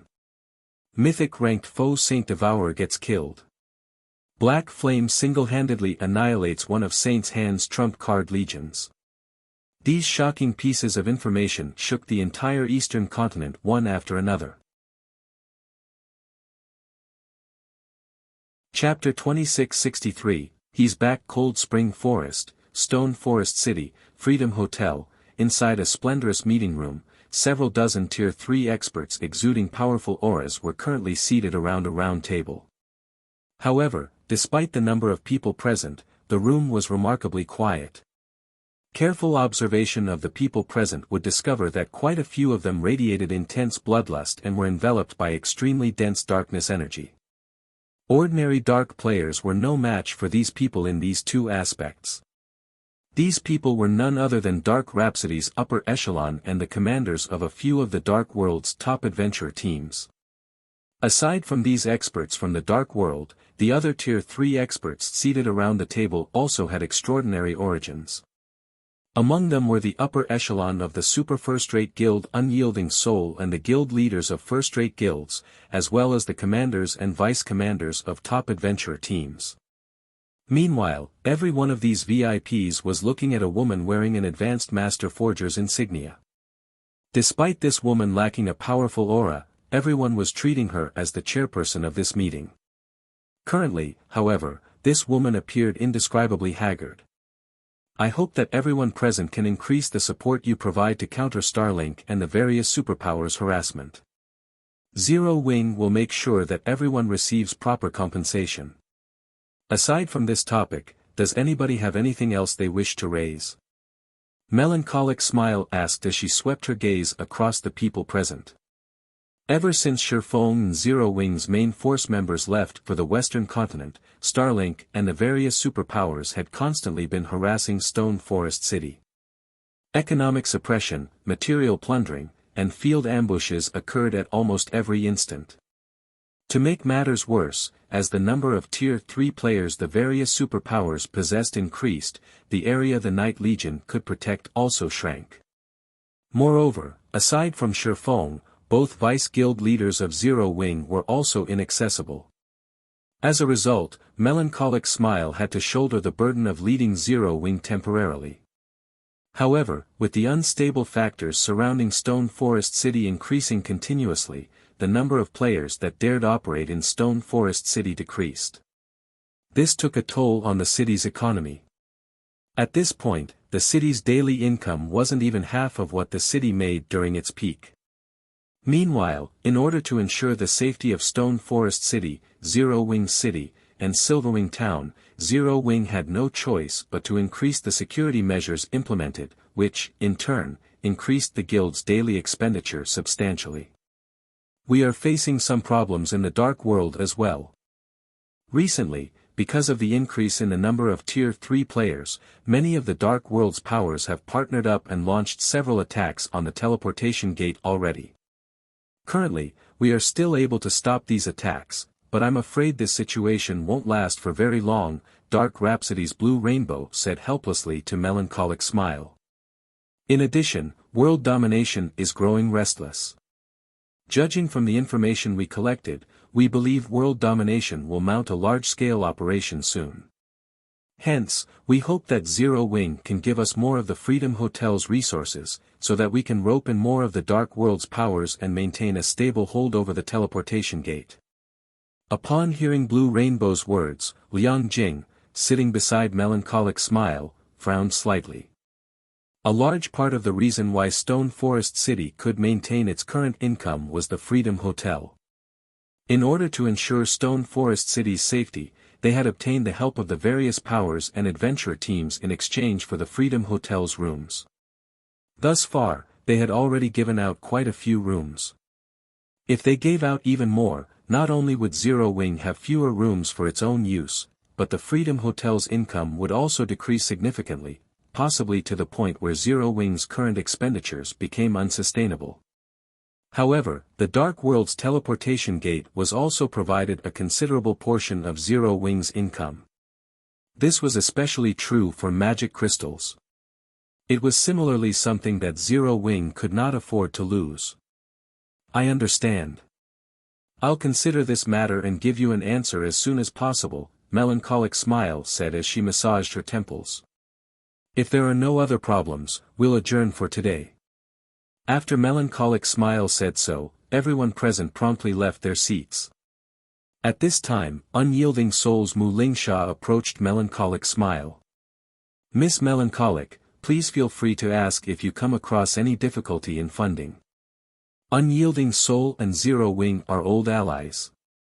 While we might not be able to provide additional manpower, we can still allocate some funds to help Zero Wing, Mu Lingsha said quietly as she looked at Melancholic Smile, who currently wore a worried expression on her face. Thank you, Melancholic Smile said.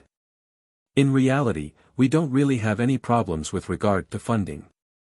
The crucial problem is the various superpowers that are targeting Stone Forest City, as well as the management of Star Moon Kingdom and the Black Dragon Empire. If the main force members were around, those superpowers would hold back somewhat instead of working with Starlink to target Zero Wing's members.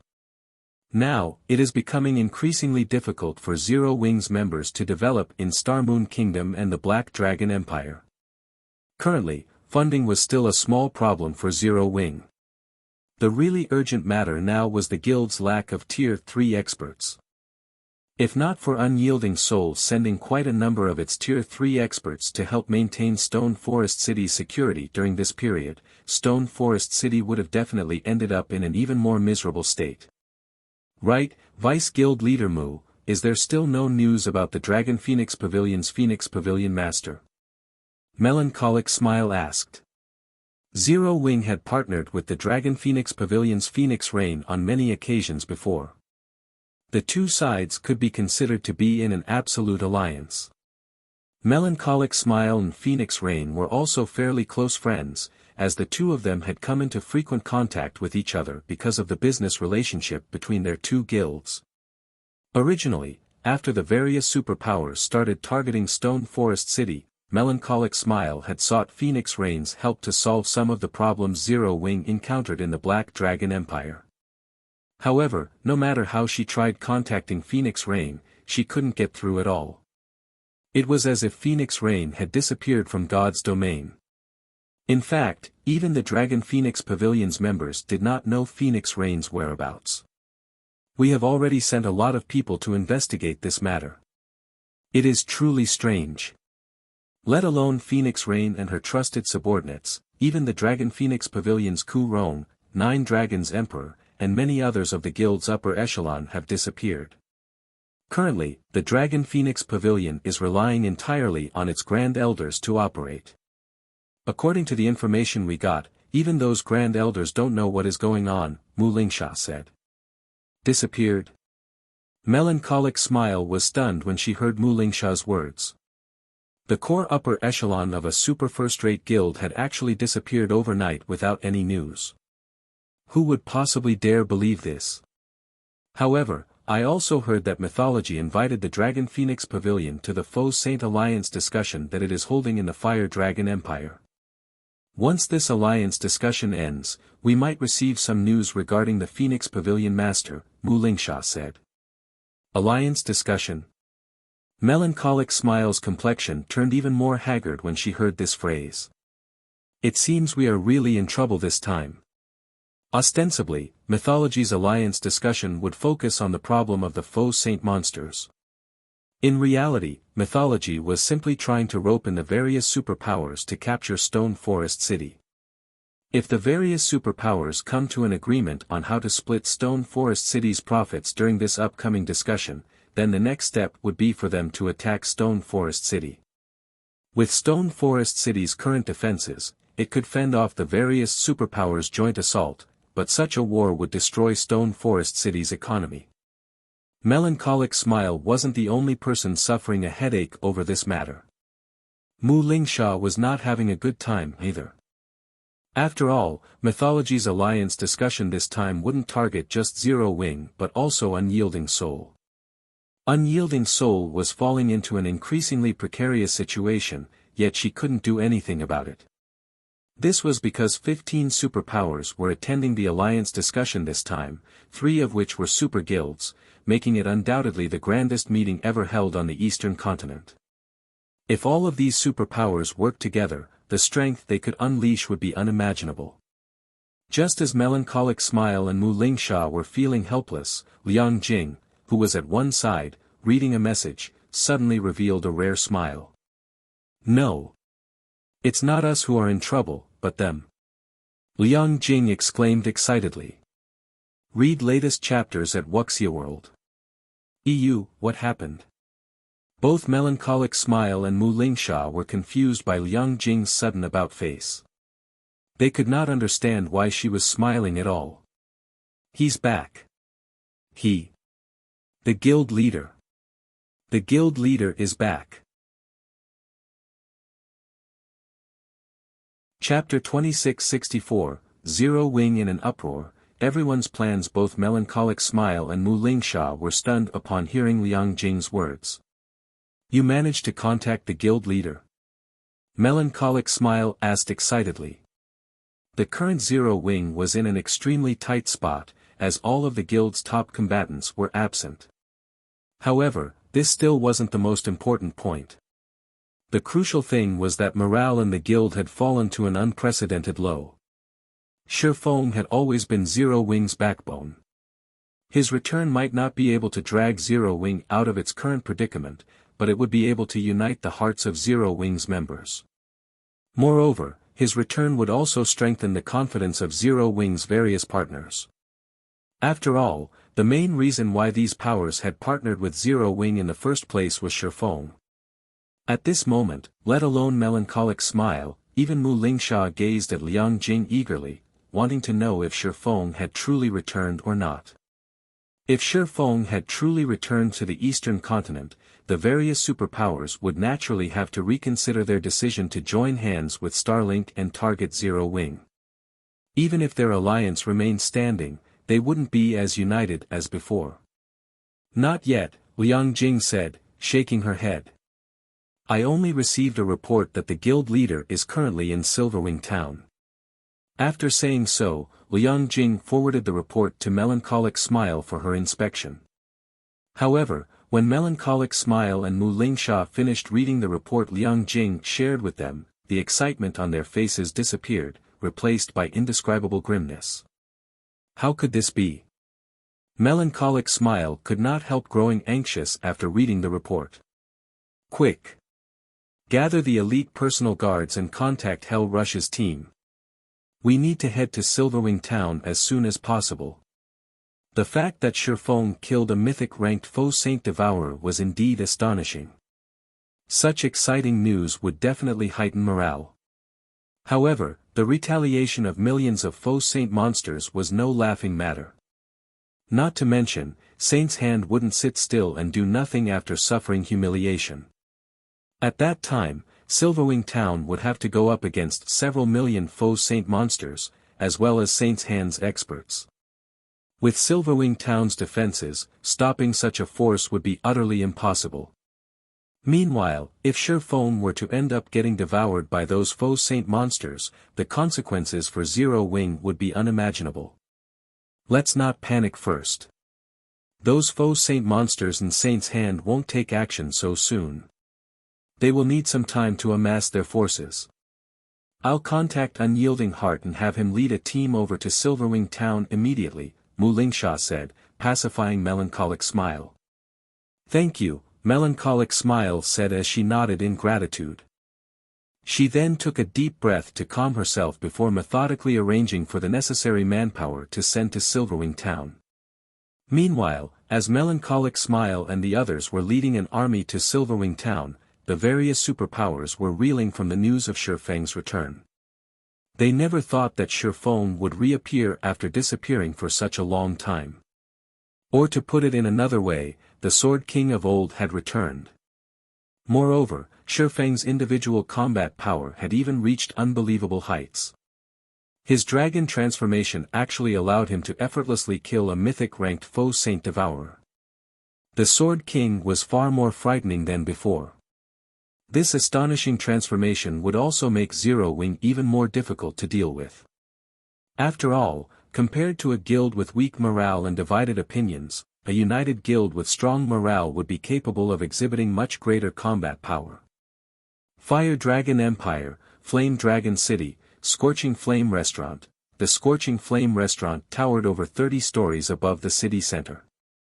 At this moment, a female level 116 Guardian Knight clad in black gold armor entered the top floor room of the restaurant. The Guardian Knight radiated a frightening aura that suppressed even the ambient mana around her.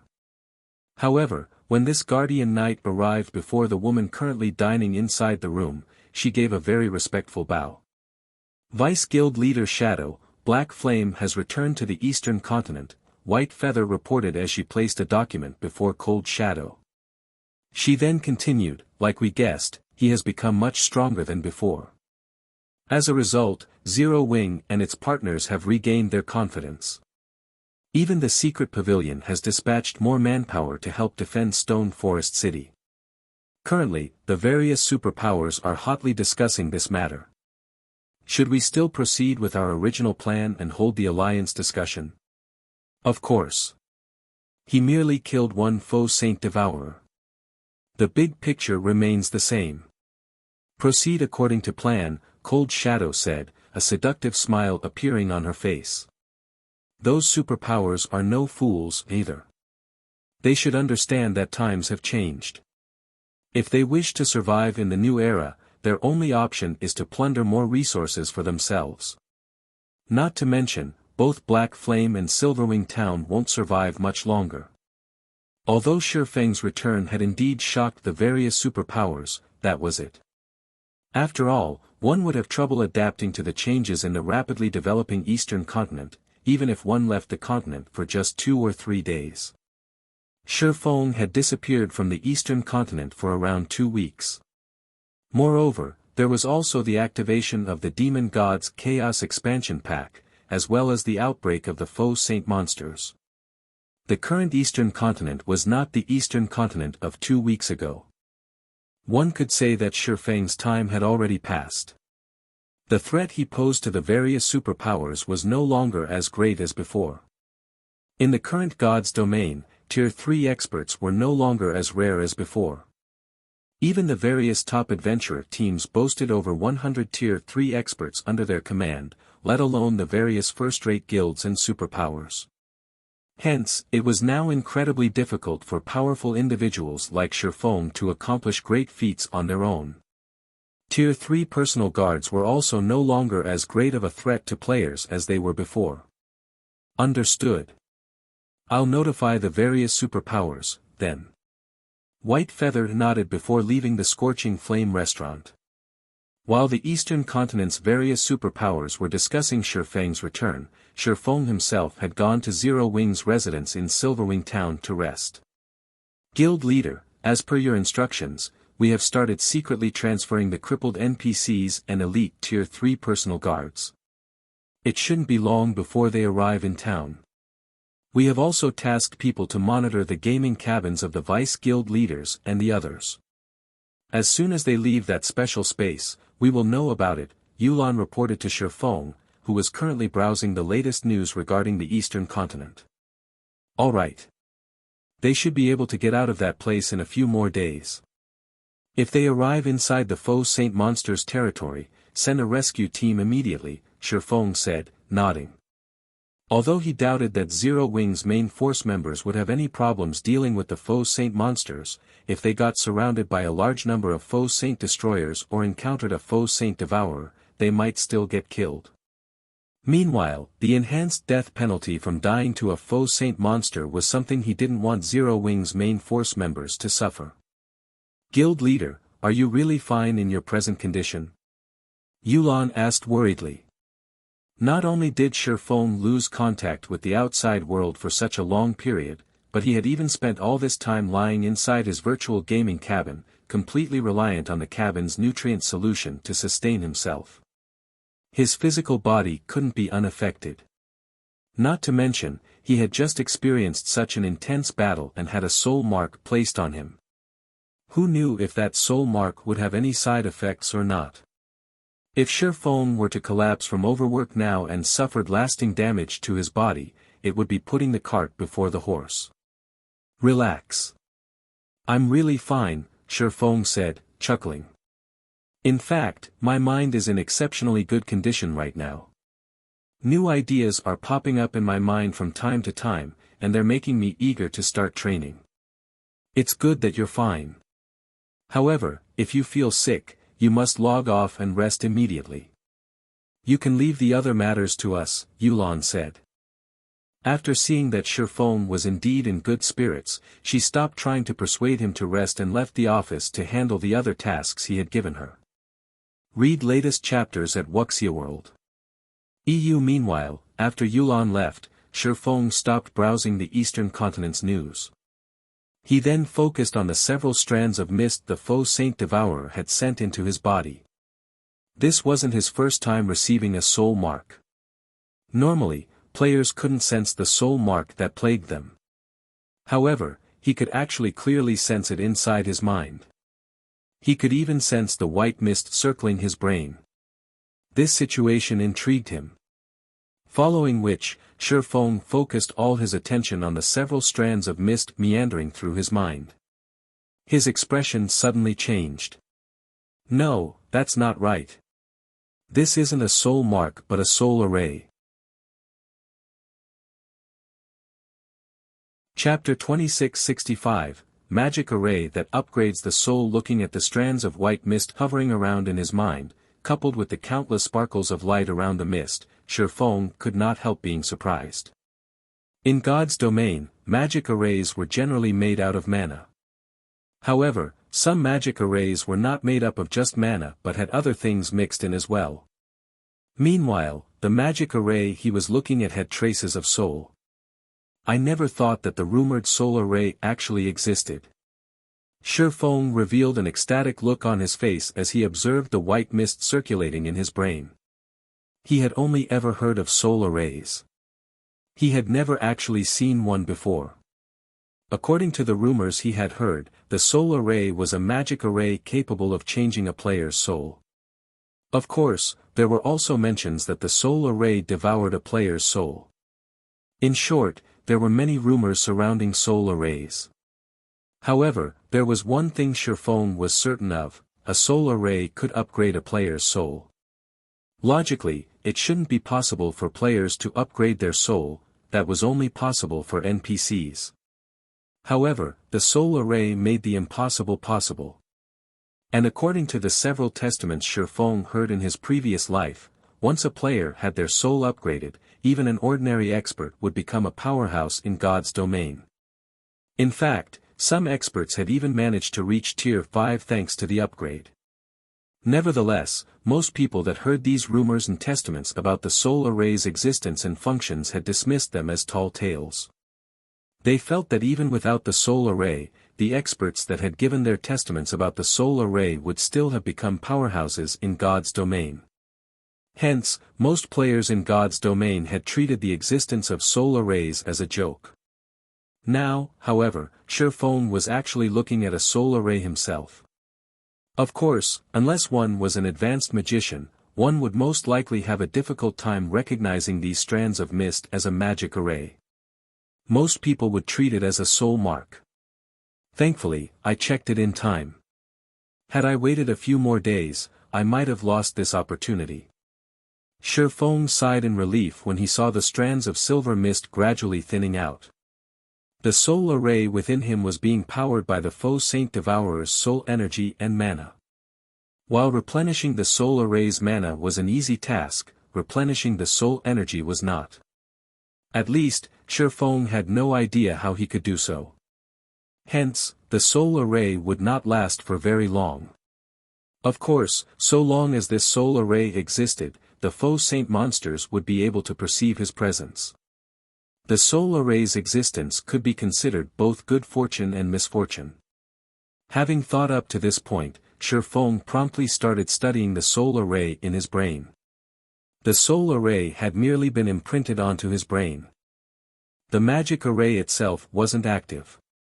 If he wished to let the soul array exhibit its real effects, he would have to activate it first.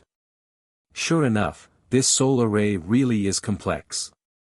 Just from what I can see, it is made up of at least 40 basic master magic arrays and over a dozen advanced master magic arrays, 3 of which are almost at the Grandmaster standard. Moreover, I have to rely on my own spiritual will to activate this soul array, and even the slightest mistake will result in my soul getting devoured. It's no wonder some people labeled it a magic array that devours players' souls. After inspecting the soul array for half an hour, Faux was flabbergasted by his findings. The soul was something illusory. There was no describing it with words, much less upgrading it, or weakening it. However, the soul array within him could actually accomplish this feat easily. This was simply unbelievable. Unfortunately, the risks involved in activating the soul array were ridiculous. Of the 2 possible outcomes, one was heaven, while the other was hell. There was nothing in between. If ordinary experts were presented with such a choice, they probably would not hesitate to give activating the soul array a try. After all, the potential gains far outstripped the potential losses.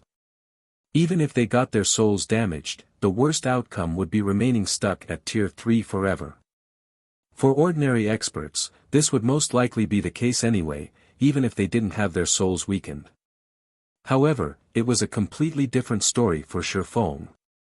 His potential losses outweighed his potential gains. With his current standards, he should have no problem reaching Tier 5. If he had his soul damaged now, then reaching Tier 5 would become a problem. After all, the higher the tier players reached, the lower the importance of weapons, equipment, and bloodlines. Instead, individual strength was what mattered most. Do I give up? Faux hesitated despite himself as he considered the gradually dissipating soul array in his mind. As the soul array would be used on his soul, he only had one chance at activating it. If he messed up the activation, the soul array would backfire and devour his soul instead. However, if he succeeded, then the soul array would upgrade his soul. No, it's not hopeless. After debating for some time, Faux thought of a possibility. He then took out Augustus's damaged heart from his bag. It was incredibly rare for players to come across opportunities to upgrade their souls. So long as he successfully activated the soul array, he would have a much easier time challenging not only a Tier 4 promotion quest of greater difficulty but also future promotions. In fact, the help he could gain from an upgraded soul would be much greater than what he could gain from a piece of legendary equipment. It would be a huge waste to discard this opportunity. Meanwhile, there were 2 ways he could drastically increase his chances of successfully activating the soul array. The first method was to familiarize himself with the magic arrays used to make the entire soul array. However, the soul array was extremely complex. At his current standards, he might need 2 whole weeks to learn and memorize all the magic arrays. The second method was to improve his mental state so that he could guide his spiritual will through the soul array with greater precision. For others, both of these methods would be incredibly difficult. However, that was not the case for Faux. Augustus's damaged heart was capable of releasing eternal energy when activated. Eternal energy was many times superior to mana. It could elevate a player's mental state to its very peak. Be it familiarizing himself with the soul array or guiding his spiritual will through the soul array, eternal energy would be of great help. With eternal energy, his chances of successfully activating the soul array would increase considerably. The only problem was that Augustus's damaged heart had a 3-month cooldown. Of course, there was also the option of using one god crystal to circumvent the cooldown. While this was incredibly expensive, spending one god crystal to upgrade his soul would be well worth it. Following which, Faux took out the last god crystal he had and placed it inside Augustus's damaged heart. He then activated the heart's magic array. Immediately, streams of purple mist flowed out of Augustus's heart and converged around Faux. At the same time, a refreshing feeling spread across his body. His thoughts also became much clearer than before. Good. Let's begin. Taking a deep breath, Faux started carefully analyzing the soul array's components one after another. 2 hours. 4 hours. 6 hours. Originally, it should have taken Faux at least a dozen days to learn the soul array. However, with the help of eternal energy, he learned and familiarized himself with all of the soul array's components in just a little over 7 hours. He had even achieved rough mastery of a pseudo-grandmaster magic array that could be used to exert a little control over souls.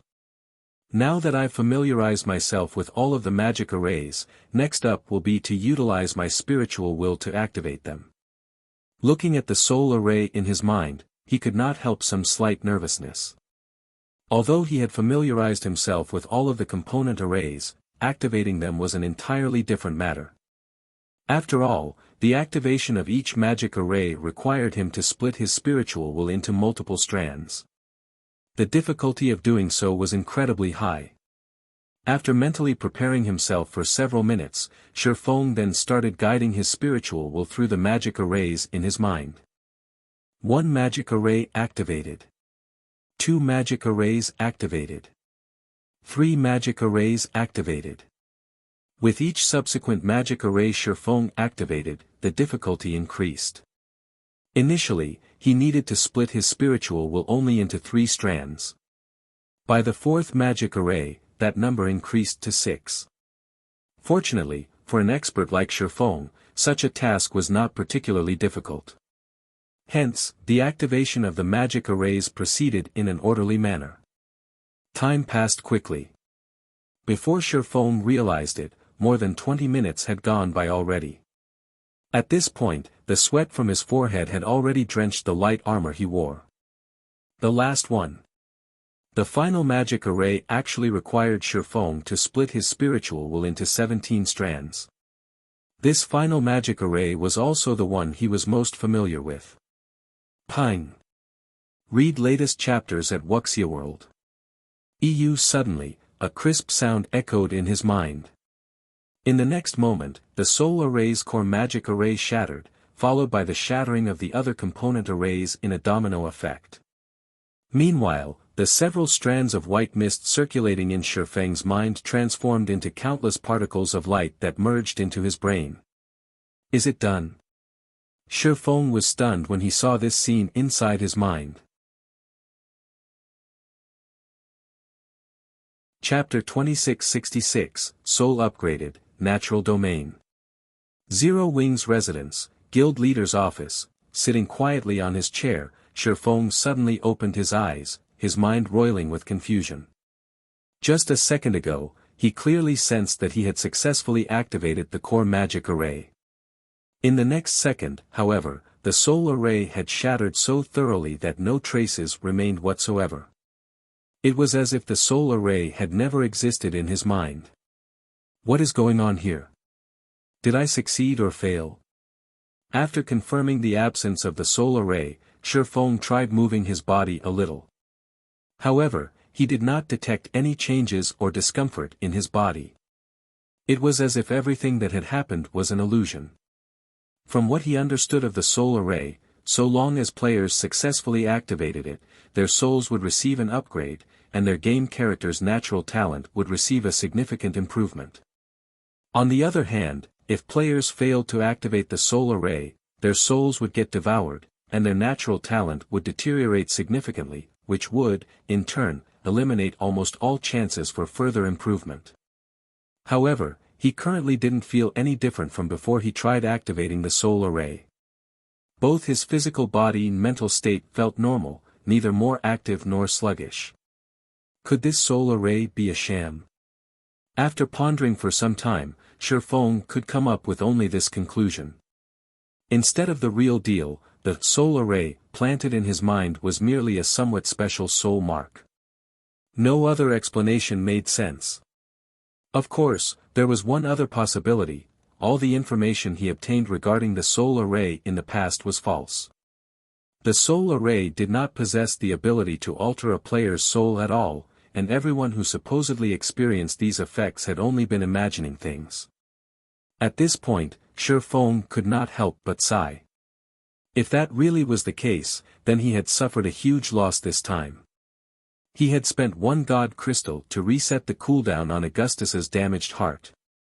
Previously, in order to help out the guild's core members, he had spent most of the god crystals he had on hand and kept only one for himself, just in case.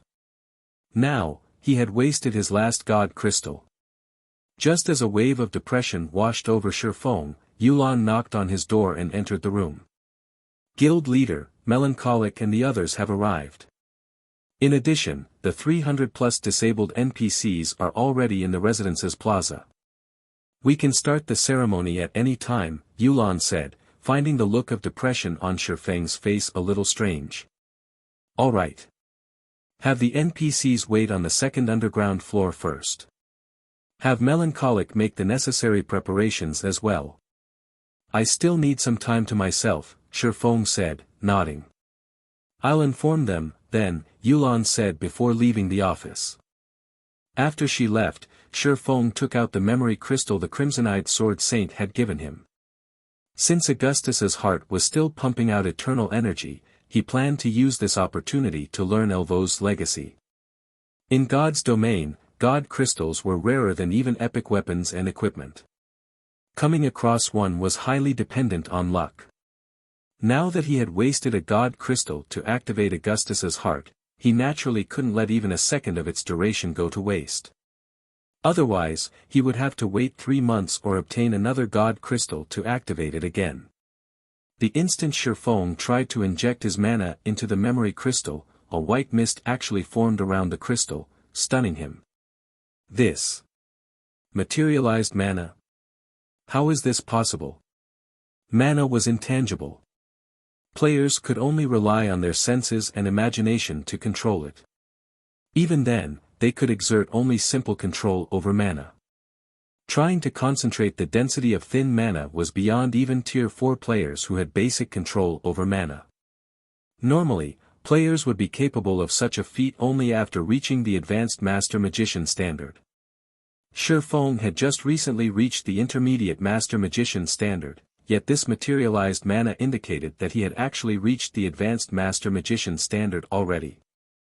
He could hardly believe it. An Advanced Master Magician.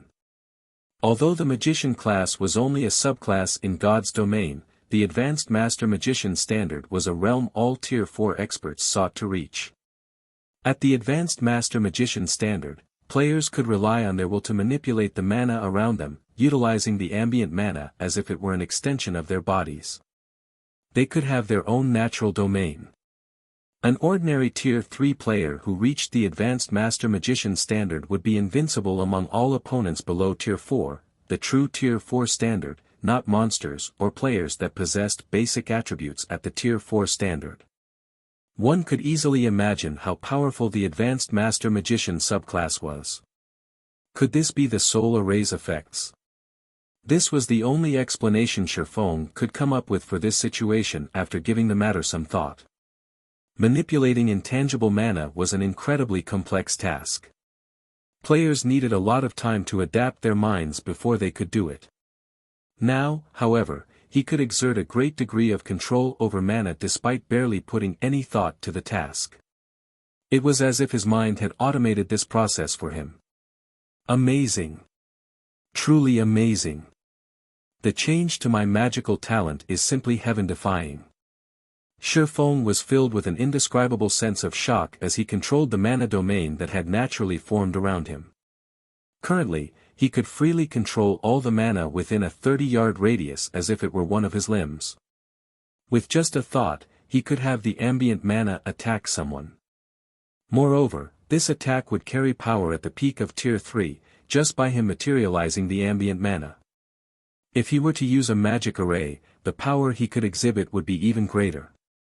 After a brief moment of excitement, Faux calmed himself and put away the Crimson-Eyed Sword Saint's memory crystal. He then took out a tattered notebook from his bag. Originally, I thought that I could learn this thing's contents only after reaching Tier 4. I never dreamed that I could actually learn them now. That Faux Saint Devourer really has helped me a bunch, Faux muttered, chuckling as he looked at the notebook in his hands. The notebook he held was none other than the mana-forging notes he had received from the famed smith Alba Grey. Although he had only one volume of the mana-forging notes, the value of this one volume could easily rival that of a legendary item. It was an item that the various empires of God's domain would go crazy over. This was because the forging techniques recorded within the mana-forging notes could serve as the foundation of an empire. Of course, learning the recorded forging techniques was an incredibly difficult task. Firstly, one had to have reached the advanced master magician standard. This requirement was because Alba Grey's mana forging techniques were different from conventional forging techniques, which prioritized the materials used. Instead, Alba Grey's techniques prioritized mana, while the materials used were only of secondary importance. One could consider Alba Grey's techniques a kind of lost ancient technology. Faux immediately started manipulating the mana around him to break the mana seal on the notebook. In order to remove the mana seal, one needed to use one's mana to decode it. Utilizing brute force would permanently destroy the notebook's contents. The mana seal consisted of 27 magic arrays, every one of which was at the basic Grandmaster standard. The degree of precision one needed to have when decoding these magic arrays was akin to threading a needle. Only those capable of freely manipulating mana would succeed in lifting the mana seal. This was also the reason why Faux had left the mana forging notes sitting inside his bag all this time. 1 array. 2 arrays. 3 arrays. After working on the mana seal for more than 2 hours, Faux finally decoded the last magic array on the mana forging notes. Immediately, all mana within his office seemed to have been summoned, as it surged toward the mana forging notes. This mana then transformed into texts and images that flowed into his brain. For a time, Faux felt as if his head would explode. Read latest chapters at Wuxia World. The amount of information contained within the mana forging notes was comparable to that of the small mobile fortress design. If not for his concentration having reached the Tier 4 standard already, he would have most definitely lost consciousness. The information transfer continued for 20 minutes. Then, the mana forging notes closed itself, and the mana seal reappeared on it. As for Faux, he slumped back in his chair, his complexion indescribably pale. However, despite his miserable state, his eyes sparkled with joy and shock. Before Faux could snap out of his daze, he suddenly received a call request from Yulan. Guild leader, we just received news that the Faux Saint monster army is currently crossing Starmoon Kingdom's borders. Rough estimates put its numbers at over 4 million. We have also spotted some of Saint's Hand's members among the monsters, Yulan reported anxiously. They're finally here. Faux revealed a faint smile on his face when he heard Yulan's words. Have Melancholic and the others ready the materials. I'll head over immediately.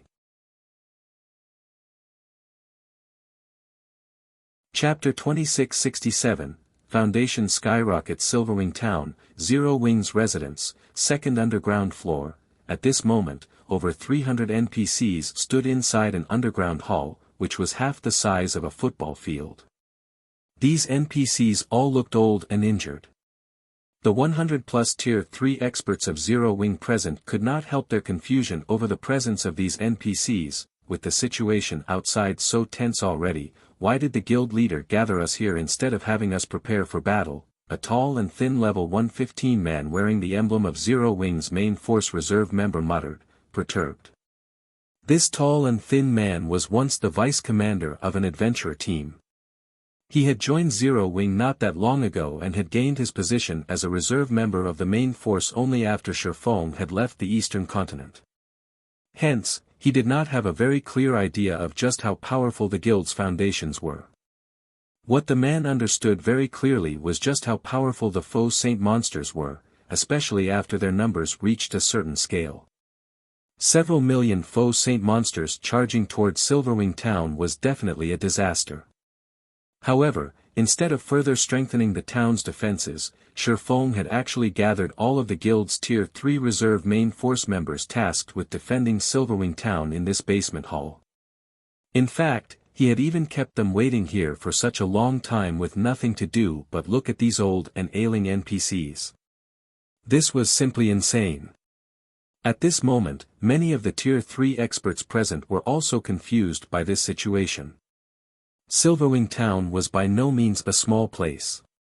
There were many locations that needed defending. They still needed to organize the guild's other Tier 3 experts and Tier 2 members. They had already been tight for time, yet they had actually wasted 2 whole hours idling here. The players gathered could not help but wonder if Faux had given up on Silverwing town already. To Zero Wing's core upper echelon, Silverwing town might be just another one of the guild's residences. However, for players like themselves who had lived in Silverwing town all this time, it was their home. Just as everyone was grumbling about the current situation, Yulon and Melancholic Smile walked to the staircase leading upstairs. They then flanked the staircase and quietly looked at the man descending it, a respectful expression appearing on their faces. Guild leader, all Tier 3 reserve main force members with a position of Viscount or above are here. They have already signed the confidentiality contract. With the personal guard slots they have, we will be able to accommodate all of the NPCs gathered, Melancholic Smile quietly reported to Faux. Alright, let's begin, Faux said, nodding. Originally, he had been keeping the water of life top secret. After all, only by doing so would he have an easier time collecting injured NPCs with good potential. However, now that God's domain had developed to such a state, he no longer had the leeway for such secrecy. After Faux said so, Melancholic Smile had the gathered NPCs line up before her. She then distributed the water of life to every one of them, the situation further confusing the reserve main force members present. What are they doing? What dense life energy? Why do all these NPCs look so excited? Many people knew of the water of life in God's domain, but not many people had seen it in person. In the eyes of Zero Wing's reserve main force members, Melancholic Smile was merely distributing potions brimming with life energy to the NPCs gathered. However, when these NPCs received the potion, their gloomy and lifeless expressions immediately brightened up, their eyes glowing with hope and energy. Every one of these NPCs even excitedly thanked Melancholic Smile and swore loyalty to her. This situation baffled the Zero Wing members. They could all tell that these NPCs were not personal guards but independent NPCs. There should be no way these NPCs would show such gratitude toward players, much less take the initiative to swear loyalty to a player. As the reserve main force members were stewing in confusion, frightening auras burst forth from the gathered NPCs, one after another. Previously, none of these gathered NPCs was a match even for ordinary Tier 2 NPCs. Now, however, even the weakest of them radiated an aura that made even the refinement realm experts present shudder. When the auras of these 300-plus NPCs flooded the hall, the 100-plus reserve main force members could not help stumbling back with nervous expressions as they cautiously eyed the NPCs before them. At this moment, they could tell that, so long as these NPCs willed it, none of them would leave this basement alive. Not to mention, the strongest few auras even made them feel as if they stood before a bottomless abyss. The owners of these auras were definitely not just ordinary Tier 3 NPCs. While bathed in these auras, everyone felt as if they were standing inside a muddy swamp, their bodies incredibly sluggish. In fact, they had also lost control over the ambient mana around them. A mana domain? At this moment, even Yulan goggled in shock at this situation. Although she knew that Shifeng and Melancholic Smile had gathered these old and ailing NPCs for a purpose, she never imagined that they would be carrying out such an ambitious enterprise. Not only did they instantly turn 300+ old and ailing NPCs into lively tigers, but 3 of these NPCs even possessed a mana domain. This was simply unbelievable. Normally, a naturally occurring mana domain was something only Tier 4 NPCs possessed. A mana domain was also the biggest difference between Tier 3 and Tier 4 NPCs and the reason why Tier 4 NPCs could trounce Tier 3 NPCs. It was also because of this mana domain that Saint's Hand had never dared stretch their hands towards Silverwing Town. After all, Silverwing Town had the protection of the Magic King Craig Midlands, who had already been promoted to Tier 4. In front of the Magic King, Tier 3 players would be one-shot kills. Now, out of the 300+ NPCs present, there were actually 3 NPCs with a mana domain. This meant that these 3 NPCs were only one short step away from Tier 4. Amazing! The harvest this time is massive. Shifeng himself was surprised by this outcome. Although there were no Tier 4 NPCs in the batch of recovered NPCs this time, just gaining 3 Tier 3 NPCs with a mana domain was plenty amazing already. After all, so long as these 3 NPCs received sufficient resources, reaching Tier 4 should be a shoo-in. Moreover, aside from these 3 NPCs, the quality of the other 300+ NPCs was considerably good as well. Of the other 300+ NPCs, 1 actually possessed growth potential at the Dark Gold rank, 11 at the Fine Gold rank, 151 at the Secret Silver rank, and the rest at the Mysterious Iron rank. In God's domain, NPCs that possessed growth potential at the Fine Gold rank or above could only be found by luck. Aqua Rose had already swept through the old and ailing NPCs of numerous countries once. The fact that they could obtain so many NPCs at the Dark Gold and Fine Gold standard in the second batch was truly incredible. After all, any random Tier 3 NPC at the Fine Gold rank could suppress current Tier 3 domain realm experts. Even the various superpowers would not possess more than a handful of such existences. Now, Zero Wing had just gained 15 of such NPCs. Moreover, 3 of them possessed a mana domain, of which 2 were at the Fine Gold rank and 1 was at the Dark Gold rank. If the various superpowers were to learn of this haul, they would definitely die of envy. Meanwhile, after a brief moment of silence in the hall, Shifeng turned his gaze toward the reserve main force members assembled before him. Alright, stop daydreaming. Line up according to the number assigned to you and start signing a contract with these NPCs, Shifeng said with a clap of his hands. Shifeng's words triggered an uproar among the gathered players. Crap. Is this for real? Even the weakest among these NPCs is at the Mysterious Iron rank, right? We can contract these NPCs as our personal guards. Everyone felt as if they were in a dream when they heard Shifeng's words. The fact that the guild could recruit so many powerful NPCs was already plenty amazing. Now, however, they were being told that they could have these NPCs as their personal guards. They couldn't believe their ears. The various first-rate guilds treated even Mysterious Iron guards as family heirlooms. Normally, only the guild elders would have the qualifications to contract such NPCs as personal guards. As for Secret Silver guards, they belonged to the guild leader and grand elders. Everyone else should not even think of obtaining them. Now, however, Zero Wing was actually letting mere reserve members of its main force contract with Mysterious Iron guards and above. This situation was even more fabulous than if the guild had granted every one of them a level 100+ epic weapon. However, in no time at all, everyone snapped out of their daze and dashed forward to line up before Shifeng. As for the distribution of the NPCs, Shifeng first granted every player in line a secret silver NPC. As for the 2 dark gold NPCs, he assigned Melancholic Smile and Yulan 1 each. He also granted both of them and Liang Jing 1 fine gold NPC each.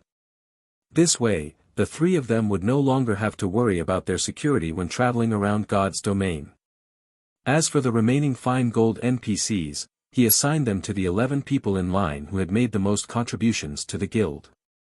Upon seeing this, the other Zero Wing members inevitably grew envious.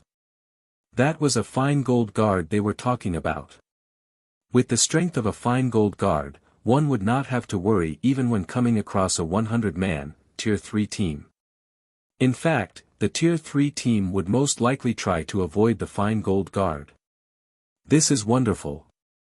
With the addition of these personal guards, we should have no problem withstanding the Faux Saint monster's attack.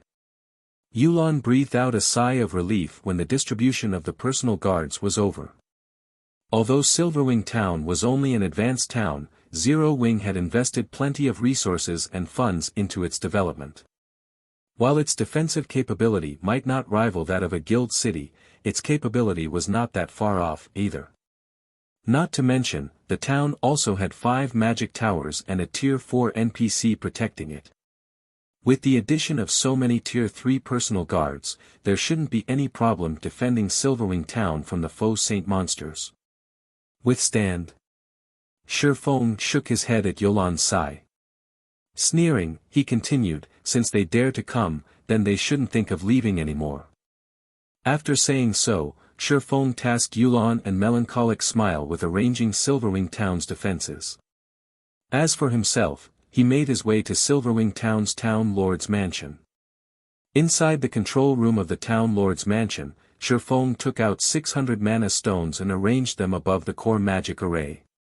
The mana forging notes recorded plenty of powerful items.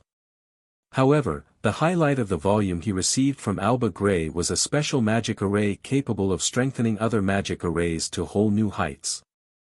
Read latest chapters at Wuxia World. EU. Of course, this improved strength did not come for free. The strengthening would triple the consumption of the target magic array. The target magic array would also take longer to recover naturally. However, compared to the possible benefits, this was a small price to pay. When Shifeng finished drawing the special magic array using the mana stones, a crimson pillar suddenly emerged from the core magic array. Following which, the sound of a system announcement suddenly entered Shifeng's ears. System: Silverwing Town has met the qualifications for promotion to a basic city. Do you wish to promote it to a basic city? Chapter 2668, Siege Battle at Silverwing Town. The town can be promoted, just like that? Shifeng was surprised as he looked at the notification window at the corner of his vision. Although Silverwing Town was developing rapidly and its promotion to a basic city was only a matter of time, its attaining the promotion qualifications so soon caught him unawares. He never thought that there would be such a benefit to strengthening a town's core magic array. The defense of a basic city was significantly more substantial than that of an advanced town. The number of NPC guards one could hire would also undergo a qualitative transformation. This boost was especially advantageous for strongholds located in the Orc Empire. Recently, more and more players had started operating in the Orc Empire. Due to the very low number of player strongholds there, any stronghold that could ensure the safety of its players would become extremely popular, which would, in turn, guarantee its rapid development. However, despite receiving this unexpected boon, Shifeng did not choose to promote Silverwing Town yet. Instead, he focused on the crimson light pillar that had appeared at the center of the room. He then took out piles of magic crystals and started channeling the mana of the light pillar into Silverwing Town's various magic arrays. While upgrading Silverwing Town now would indeed raise its defensive capability by a significant margin, doing so would come at a great price. All the players inside the town would be teleported out of the town during the promotion process. With the Faux Saint army approaching, there was simply no time to upgrade Silverwing Town.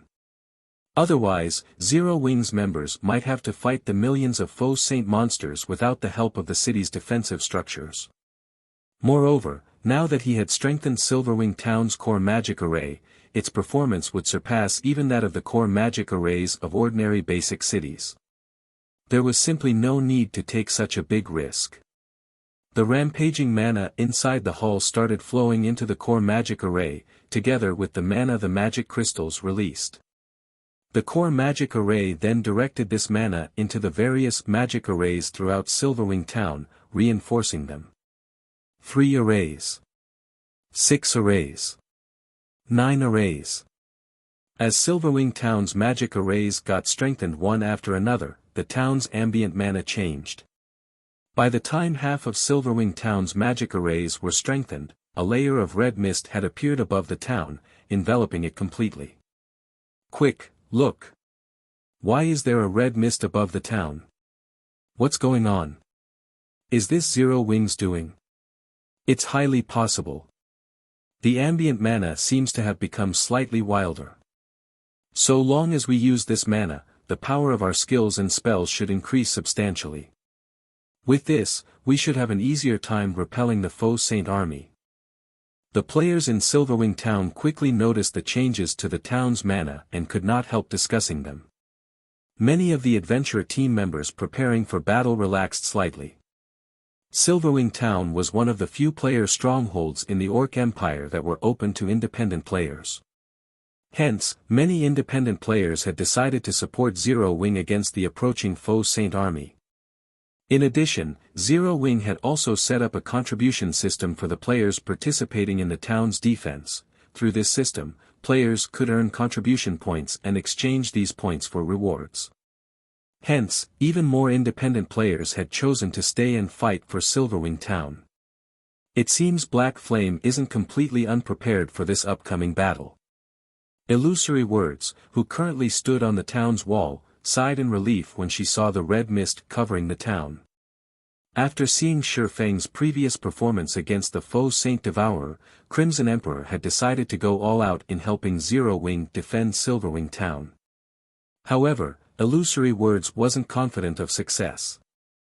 After all, the Faux Saint monsters were simply too many. Moreover, even the weakest Faux Saint monster was at the Great Lord rank. The most they could do was persevere against the Faux Saint monster's assault. That was right. Persevere. With their current forces, repelling the Faux Saint army would be impossible. All they could do was persevere. Fortunately, Shifeng had killed the Faux Saint Devourer. With this, even the strongest Faux Saint monster remaining would be only at the Grand Lord rank. Silverwing Town's defensive magic array would have no problem tanking the hits of Grand Lords. Meanwhile, so long as they ensured the continuous replenishment of the energy reserves of the town's defensive magic array before they got depleted, the Faux Saint monsters would not be able to take even a single step into Silverwing Town. With the intellect of those Faux Saint monsters, they wouldn't bother wasting too much time on a single task. After seeing that they couldn't break through the town's defensive magic array even after several days, they would naturally retreat. It seems Black Flame has quite a few tricks up his sleeves. He's actually able to make the town's mana go berserk. With this, the strength of the town's defensive magic array should have increased by quite a bit. While the town's defensive magic array has indeed been improved, it will still need to withstand all those Faux Saint destroyers. You should know that Faux Saint monsters have destroyed NPC cities before. What can a guild town possibly do against an army of them? The various superpowers members hidden inside the town disdained the transformation to Silverwing Town's mana. They also considered Shifeng very foolish. While the performance of the town's defensive magic array had indeed improved significantly, there was still a limit to the magic array's energy reserves. Faced with the attacks of tens of thousands of Grand Lord-ranked Faux Saint destroyers, how long could the magic array's energy reserves possibly last? Even the defensive magic arrays of NPC cities had fallen swiftly before the Faux Saint monsters. In fact, many of these NPC cities also had a large number of level 150 NPC guards and a level 180, tier 3 magistrate to defend them. In the end, the Faux Saint monsters still managed to drain the defensive magic array's energy reserves and destroyed the cities. Shortly after Silverwing Town's transformation, news of it quickly reached the Fire Dragon Empire's Flame Dragon City. Interesting. Since he's able to agitate the mana of a town to increase the performance of the town's defensive magic array, it seems he didn't offend those Faux Saint monsters in Saint's hand without any forethought. A smirk appeared on Cold Shadow's face when she read the report she just received. What a pity. This development might have posed a problem for those Faux Saint monsters in Saint's hand a few days ago, but it is futile now. After Cold Shadow said so, she turned her gaze to the video livestream playing before her. What this livestream showed was none other than the Faux Saint army that was marching towards Silverwing Town and was currently within 5,000 yards of Silverwing Town already. The monsters were so numerous that they covered all the land around Silverwing Town. From what she could see, there were easily more than 100,000 Faux Saint destroyers there, almost double the initial projections. Moreover, aside from the Faux Saint destroyers, there were also quite a few gigantic figures moving amidst this army, and the other Faux Saint monsters clustered around these gigantic figures. At this moment, White Feather entered the VIP room Cold Shadow occupied and said respectfully, "Vice Guild Leader, the various superpowers representatives have arrived already. Should we head over now?" "Alright, let's go." Cold Shadow nodded. She then dismissed the video playing before her and left the Scorching Flame restaurant. At the same time, the players standing guard atop Silverwing Town's walls were dumbfounded by the sight before them. This. How is this possible? No. This can't be real. This must be a joke. When the players standing on the walls looked at the massive army before them, despair and reluctance overwhelmed them. 8. There were 8 Mythic-ranked Faux Saint Devourers. Is this the strength that Saint's hand has been relying on all this time? Illusory Words, who similarly stood on the town's wall, could not help a bitter smile when she saw the 8 Faux Saint Devourers. She had anticipated that Saint's hand had kept a trump card hidden. Otherwise, it wouldn't have had the confidence to take action so close to Silverwing Town, nor would it have put its precious Mythic-ranked Faux Saint Devourer at such great risk. However, she never thought that Saint's hand had actually managed to produce so many Faux Saint Devourers already. At this moment, even the various spectating superpowers were stunned by this situation. Too strong. The Faux Saint army boasted not only over 100,000 Faux Saint destroyers but also 8 Faux Saint Devourers. With such a force, let alone destroying Silverwing Town, even capturing one of Star Moon Kingdom's main cities wouldn't be a problem. After all, the only real threat in main city-ranked NPC cities was the level 180, tier 4 magistrates tasked with defending them. As for the remaining level 150 NPCs that were at tier 2 or tier 3, while they did pose a problem, they weren't undefeatable.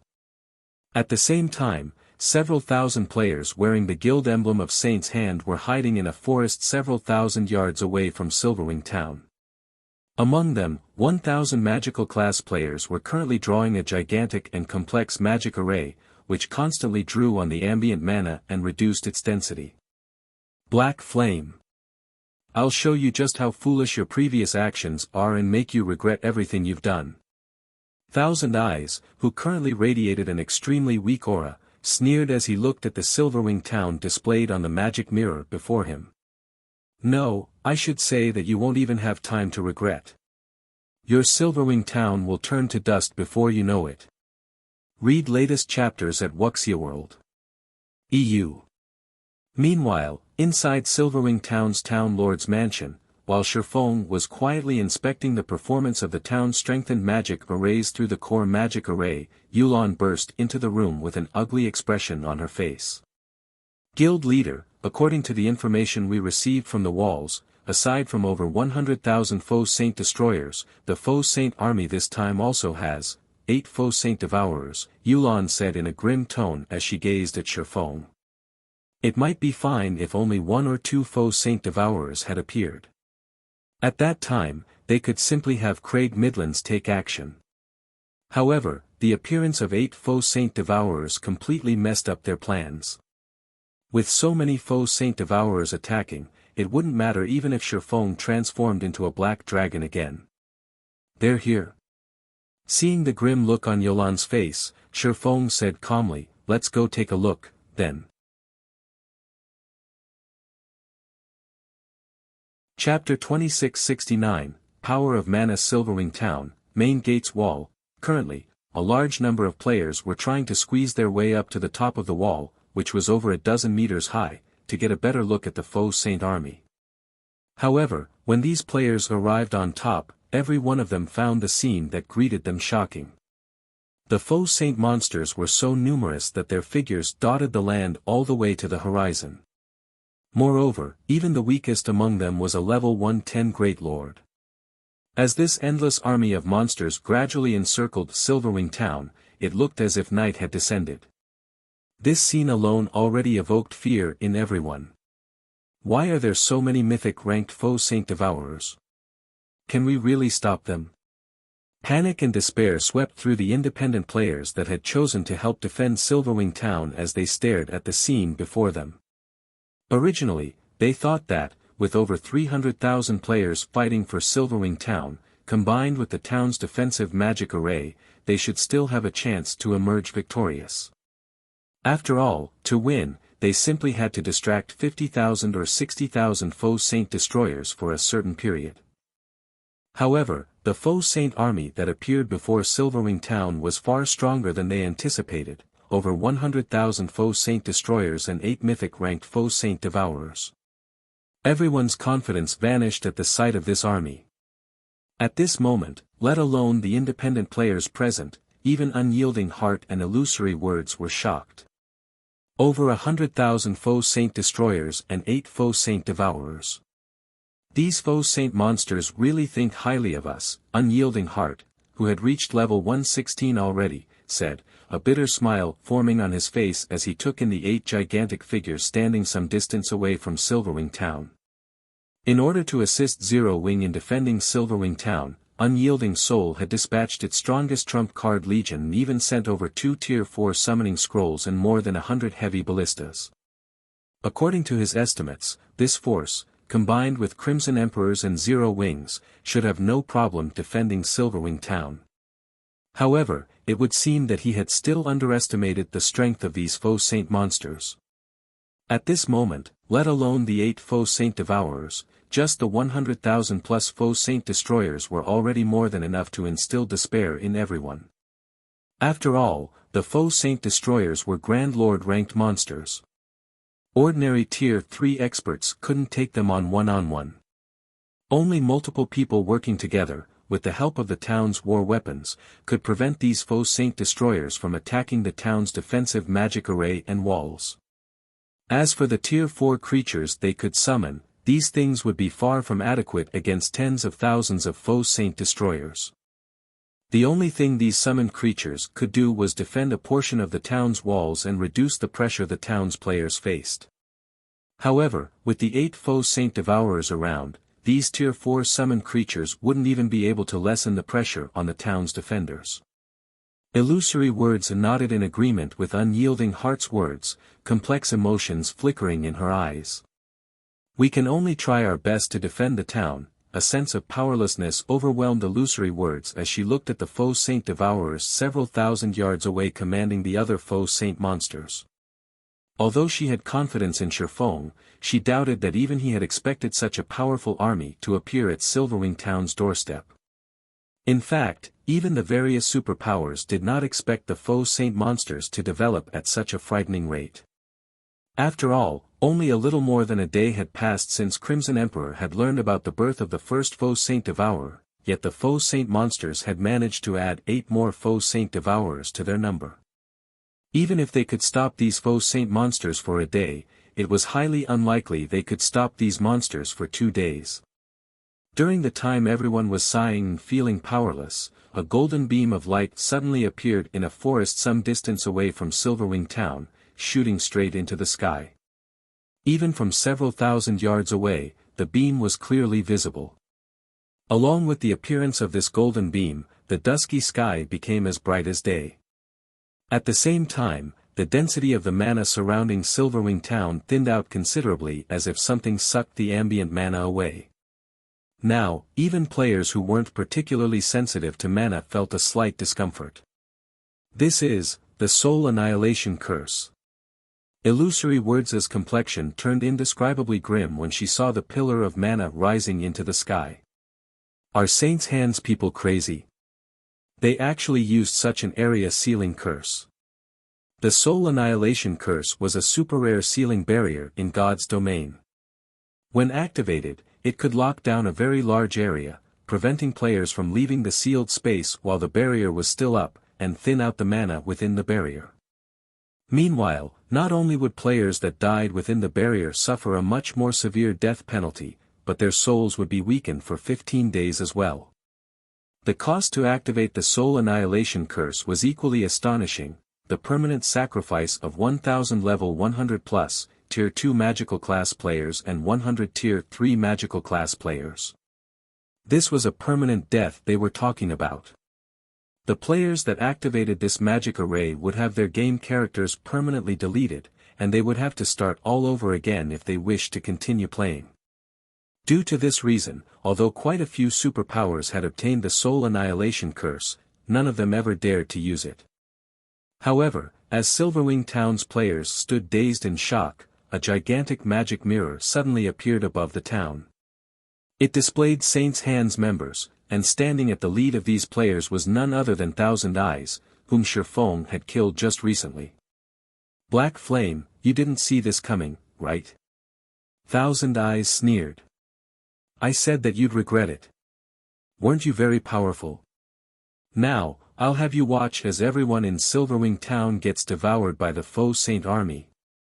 When Thousand Eyes' chilling words echoed throughout Silverwing Town, the players in the town shuddered involuntarily. This was simply madness.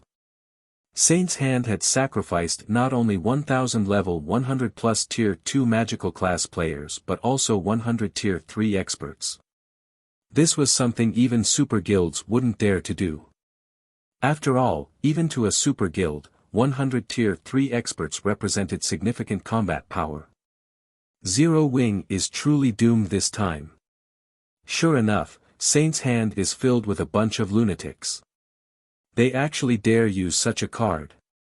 With this, not only will Zero Wing and all of its allies have their members devoured by those Faux Saint monsters, but they'll even have their souls weakened as well. Despite being spectators, the various superpowers members hidden inside Silverwing Town shuddered in fear when they saw the maniacal smile on Thousand Eyes' face. While everyone was falling into despair, several figures appeared above Silverwing Town's main gate. One of these figures belonged to none other than Zero Wing's guild leader, Black Flame. After arriving above the main gate, Faux glanced at the magic mirror in the sky and said nonchalantly, "How noisy. Isn't it just a soul annihilation curse? Do you think this thing is good for anything?" Although Faux did not speak very loudly, with the entire Silverwing Town dead silent right now, everyone heard his words very clearly. Hence, the entire town immediately went into an uproar. No one ever thought that even after things had developed to such a point, Faux would still dare to provoke Thousand Eyes. Was he so eager to die? Is he tired of living? Pretending to be calm. We'll see how he continues pretending. I'm guessing that Black Flame must have realized the hopelessness of the situation and is merely sassing to get the load off his chest. When the various superpowers members saw Faux's calm expression and heard his bold claim through their magic mirrors, they could not help scoffing. The Soul Annihilation Curse itself indeed did not pose any direct threat to players. However, the millions of Faux Saint monsters standing outside the town were definitely a nightmare for all players. You think it's useless? In that case, let's see if this Soul Annihilation Curse is really useless or not, once the Faux Saint army starts attacking. Thousand Eyes said. Instead of getting angry at Faux's words, he started chuckling instead. As soon as Thousand Eyes finished speaking, the Faux Saint monsters surrounding Silverwing town promptly charged forward. When the army of millions advanced, it looked as if a tsunami was sweeping across the land. The earth shattered underfoot, and explosions kept reverberating through the air. Everyone inside Silverwing town gasped at the sight. Some Tier 3 experts even retreated unconsciously. Read latest chapters at Wuxia World. EU, so noisy. Faux pointed a finger at 3 Faux Saint Devourers charging amidst the army. Immediately, the 5 magic towers spread across Silverwing town, each released a crimson beam that converged in the middle of the town before shooting into the sky. Before anyone could react, a gigantic, crimson beam descended upon the Faux Saint army. The instant the crimson beam made contact, the earth shattered. Immediately afterward, the crimson beam expanded into the surroundings until it covered a 300-yard radius. When the beam disappeared, almost everything within the AoE had vanished without a trace. Chapter 2670, Silent Silverwing Town. When the crimson pillar outside Silverwing Town faded away, everyone momentarily froze and fell silent, the players inside the town as well as the Faux Saint monsters charging toward it. For a moment, time seemed to stop for Silverwing Town and its surroundings. Just one hit. Aside from the Grand Lord and Mythic ranked Faux Saint monsters, everything within the Crimson Beam's 300-yard radius had disappeared into the void. Not one of the 10,000 or so Faux Saint saboteurs caught within the area survived. The magnitude of this attack was simply unbelievable. As for the Faux Saint destroyers and Faux Saint devourers that remained alive, they were clearly heavily injured. Moreover, the Faux Saint devourers were barely able to move, and they were currently struggling to escape the void that formed around them. The Faux Saint destroyers were incapable of moving at all, only able to watch helplessly as the void slowly enveloping them closed and trapped them for the rest of their lives. This, illusory words and unyielding heart were momentarily at a loss for words when they saw this scene, shock and excitement flaring in their eyes. This attack was simply too absurd. This one attack not only exiled close to 1,000 Faux Saint destroyers to the void but also heavily injured 3 Faux Saint devourers. This outcome reduced the pressure Silverwing Town's defenders had to face significantly. Meanwhile, when Saint's Heart's members saw this scene through their magic mirrors, they were similarly stunned. They never thought that Silverwing Town's magic towers possessed the power to heavily injure the Faux Saint devourers. You just heavily injured 3 Faux Saint devourers. This battle is nowhere close to over. Thousand Eyes said nonchalantly when he saw Silverwing Town's players revealing joyous expressions. It was very normal for war weapons to wreak large-scale destruction in a siege battle. While the power of Silverwing Town's magic towers somewhat exceeded their initial estimates, this difference would not affect the overall picture. For the Faux Saint army, which consisted of over 4 million monsters, a loss of 10,000 monsters was practically negligible. Not to mention, the magic tower's attack had a very long cooldown. By the time the magic towers were ready to attack again, the Faux Saint monsters would have long since arrived before Silverwing Town. Moreover, the Faux Saint army went berserk because of the magic tower's attack. After the 5 remaining Faux Saint devourers let loose angry roars, the other Faux Saint monsters resumed charging at Silverwing Town with even greater ferocity, their speed at least 20% faster than before. Upon seeing this, the defending players standing atop Silverwing Town's walls could not help growing nervous. The magic tower's combined attack was indeed astonishing, but the Faux Saint monsters, which had managed to instantly fill the gap in their battle formation, were even more astonishing. These monsters made it seem as if the previous attack never happened at all. All ballistas and turrets, prepare to fire. Aim for the densest locations as much as possible. When the Faux Saint army resumed its advance with even greater vigor, Unyielding Heart, who had commanded dozens of large-scale battles, immediately shouted out the necessary orders. At his behest, Silverwing Town's defenders promptly recovered from their fear and prepared to attack. All magical units, start chanting your incantations. Make sure those destroyers don't get close to the walls. Similarly, Illusory Words commanded the magical class players standing atop the walls to prepare their spells. Afterward, she started chanting a Tier 3 curse of her own. As commands were issued one after another, the nervous and frightened defenders also gradually stabilized their emotions. For a time, the defenders watched quietly as the Faux Saint army closed in. 1,300 yards. 1,200 yards. 1,000 yards. Fire! Unyielding Heart shouted. Immediately, hundreds of ballistas and dozens of arrow towers and defense turrets launched their attacks simultaneously, the firing sounds echoing throughout the town. In the next moment, several hundred blazing streaks of light descended on the Faux Saint army like a meteor shower, the attacks shaking the ground and kicking up dust and dirt. Tens of thousands of Faux Saint monsters were also sent flying into the air, and huge craters formed wherever the attacks landed. The sight was simply spectacular. However, contrary to everyone's expectations, the Faux Saint army did not falter in the slightest.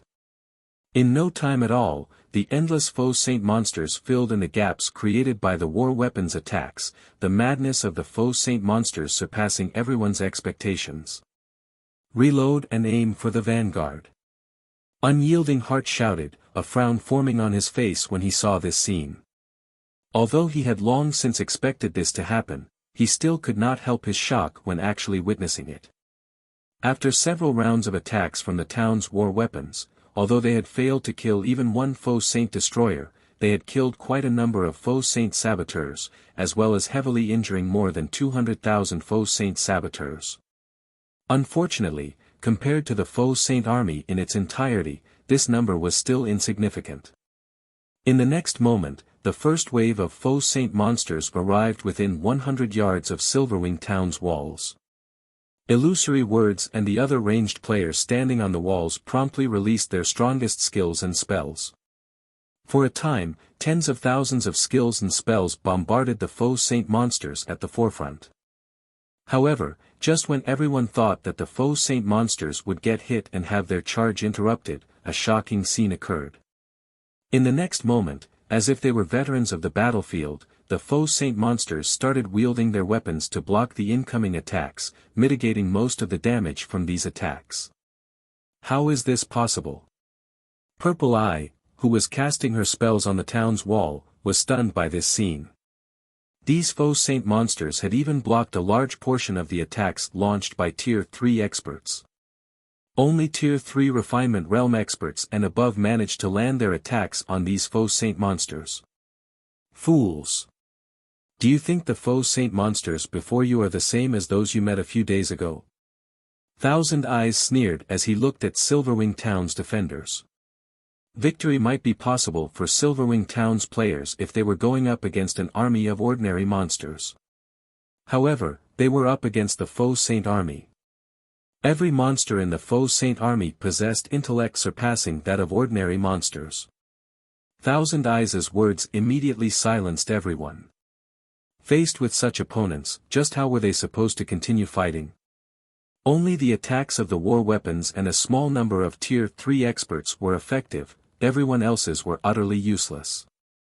During the time everyone was distracted by Thousand Eyes' words, the 5 intact Faux Saint Devourers suddenly leaped toward the space above the walls. Not good. Stop them.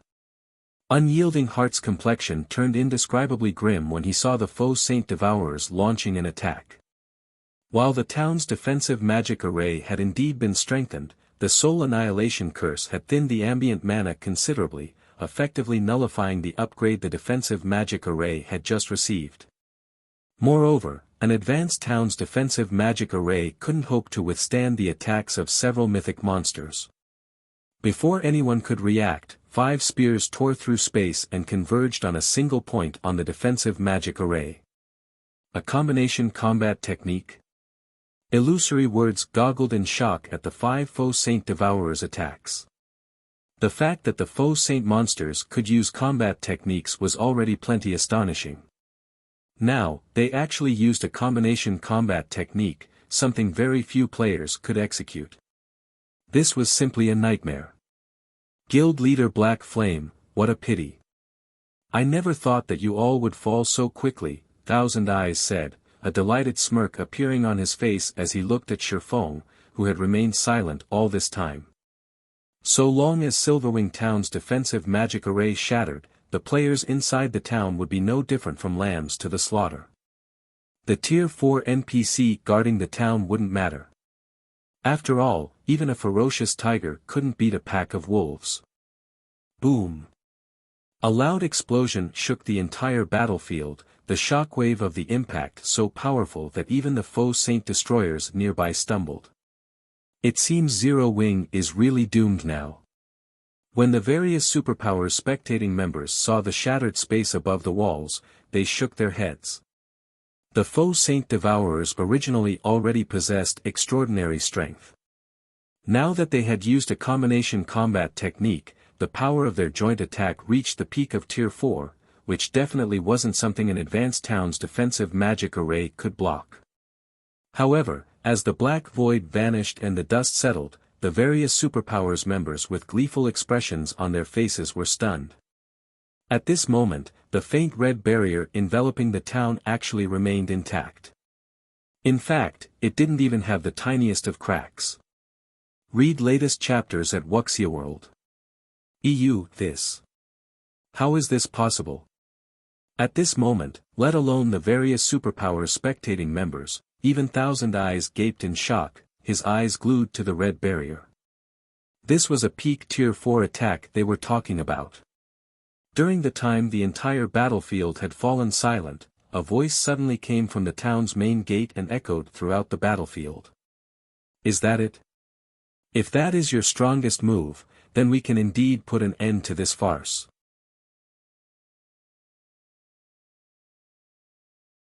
Chapter 2671, Powerful Faux Saint Army. As Shifeng's words echoed throughout the battlefield, a gigantic phantom world suddenly manifested in the sky above Silverwing Town.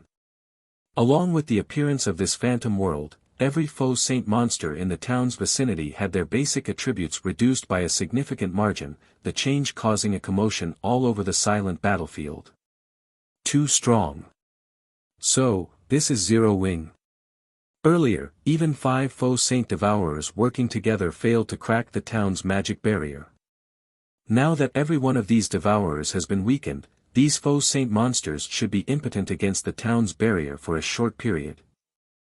Previously, everyone had already fallen into despair over the Faux Saint army's strength.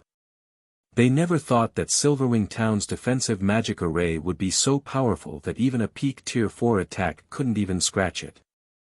Meanwhile, so long as the town's defensive magic array remained up, the Faux Saint monsters wouldn't be able to touch any of the players inside the town. Moreover, if the defensive magic array could hold out until its energy reserves got replenished, a perfect consumption replenishment cycle could be formed. At which point, the Faux Saint army would have to give up its siege of the town even if it didn't want to. What amazing defensive capabilities! Isn't this defensive magic array already on par with the ones found in intermediate cities? At this moment, besides the independent players present, even Illusory Words and Unyielding Heart were surprised when they saw the town's defensive magic array remaining intact. The Soul Annihilation Curse had clearly thinned out the town's ambient mana by a significant margin already, so the town's defensive magic array should have likewise weakened considerably. Nonetheless, the defensive magic array had actually blocked the combination attack of 5 Faux Saint Devourers. It was simply unheard of for a town's defensive magic array to provide such a formidable defense. Now that Shifeng had used Miniature World, the Faux Saint Devourers shouldn't even dream of shattering the defensive magic array. Presumptuous. Thousand Eyes frowned slightly when he saw the calm look on Shifeng's face. You merely blocked the Faux Saint Devourer's combination attack once. The defensive magic array's energy reserve is limited. I want to see just how long you can continue acting arrogantly before the Faux Saint army's attacks. Magic arrays in God's domain needed energy to operate. Even if an attack couldn't overcome a defensive magic array's defensive threshold, it would still take a toll on the magic array's energy reserve. With the numbers and strength of the Faux Saint army, shattering the defensive magic array of a main city-ranked NPC city would be possible. Even if the entire army was debuffed by a domain skill, it still was more than sufficient to overcome a town's defensive magic array. As soon as Thousand Eyes finished speaking, the 5 Faux Saint Devourers launched another combination attack on the defensive barrier. At the same time, tens of thousands of other Faux Saint monsters also started bombarding it. Boom! Boom! Boom! For a time, countless explosions rang out in the space above Silverwing town. This can't go on. We need to stop their attacks. Otherwise, the defensive magic array's energy reserve won't last very long, Unyielding Heart said as he looked at the trembling barrier before him. Individually, the other Faux Saint monsters might not be a match for the Faux Saint Devourers. However, there were simply too many of them. Even if they were currently weakened, they exhausted the defensive magic array's energy reserve much faster than even the 5 Faux Saint Devourers had at full power. My side can summon 2 mythic monsters. We can use them in conjunction with the town's weapons to defend against the assault at the front gate. My side can summon 2 as well. With the strength of 4 mythic monsters, we should be able to eliminate the pressure at the front gate. That way, we can send more Tier 3 experts to support the other sides.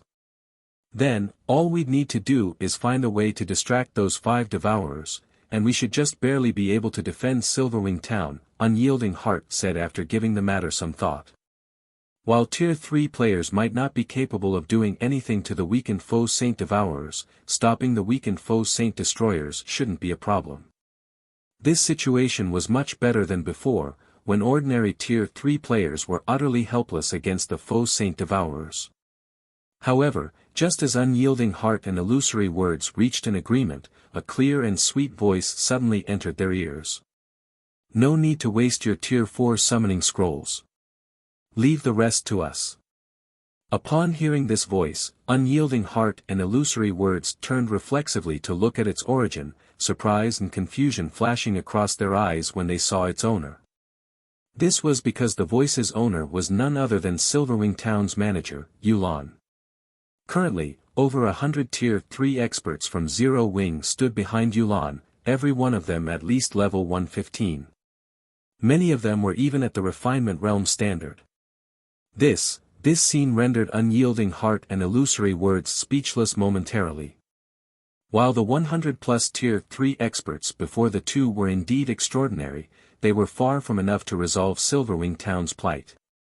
After all, just the Grand Lord ranked Faux Saint Destroyers attacking the town numbered more than 100,000, what more the Great Lord ranked Faux Saint Saboteurs. Besides, if these Tier 3 experts wished to stop the Faux Saint army's assault, they would have to do it beyond the town's walls and defensive magic array. Only Tier 4 summoned creatures could possibly go up against so many monsters simultaneously. Tier 3 experts would simply be charging to their deaths. However, before Unyielding Heart and Illusory Words could say anything, Yulan suddenly waved her hand forward. Immediately, every one of Zero Wing's reserve main force members left after images as they split up and made their way toward the various sections of the town's walls.